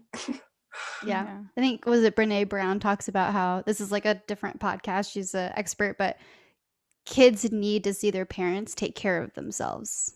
Oh, That's yes. so important, So important. He's probably learning so much just from seeing that alone, answering his questions, but also seeing that you are, taking care of yourself and you, of course, your son. So that's Absolutely. amazing. Yeah. You're a really good example for him. I can tell. Yeah. it's empowering. But yeah, like with MMA, it is super, super empowering. So I'm, gaining back all that confidence that was lost. Because I mean, I went through a hot minute of just wondering, like, why did this guy pick me out? Like, why me? Why? Could not wrap my head around just why. What did he, or even just like, what did he want? What did he want? Like, I didn't want to believe he was there for something bad. Like, but what was he really going to do? It's like, I don't need to know. I don't, but just know that you need to be prepared. be prepared. Yeah. So. Or at least having that mental fight in you already.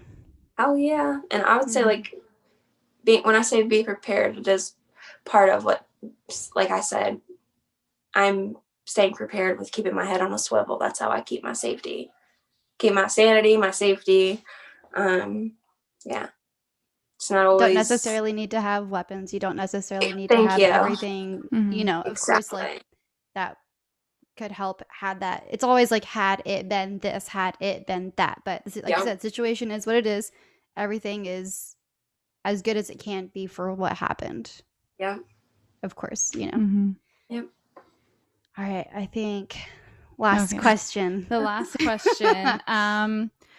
What advice have you received that has impacted your life the most and that you'd like to share with others? Oh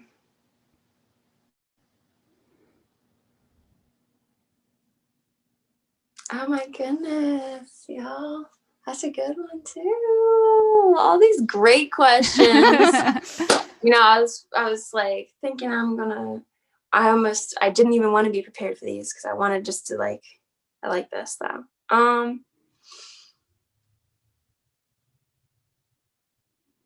Gosh, this is great. You know what? I'm glad y'all asked me this question because it was almost like I needed to tell y'all this so I can tell it to myself right now because it's been a really rough fucking season. I'm not gonna lie. Like, I'm not sugarcoating anything. I'm so grateful that I moved out of that dump, that place where I was at. It was clearly not safe and wasn't where I was supposed to be in my life. But oh my gosh,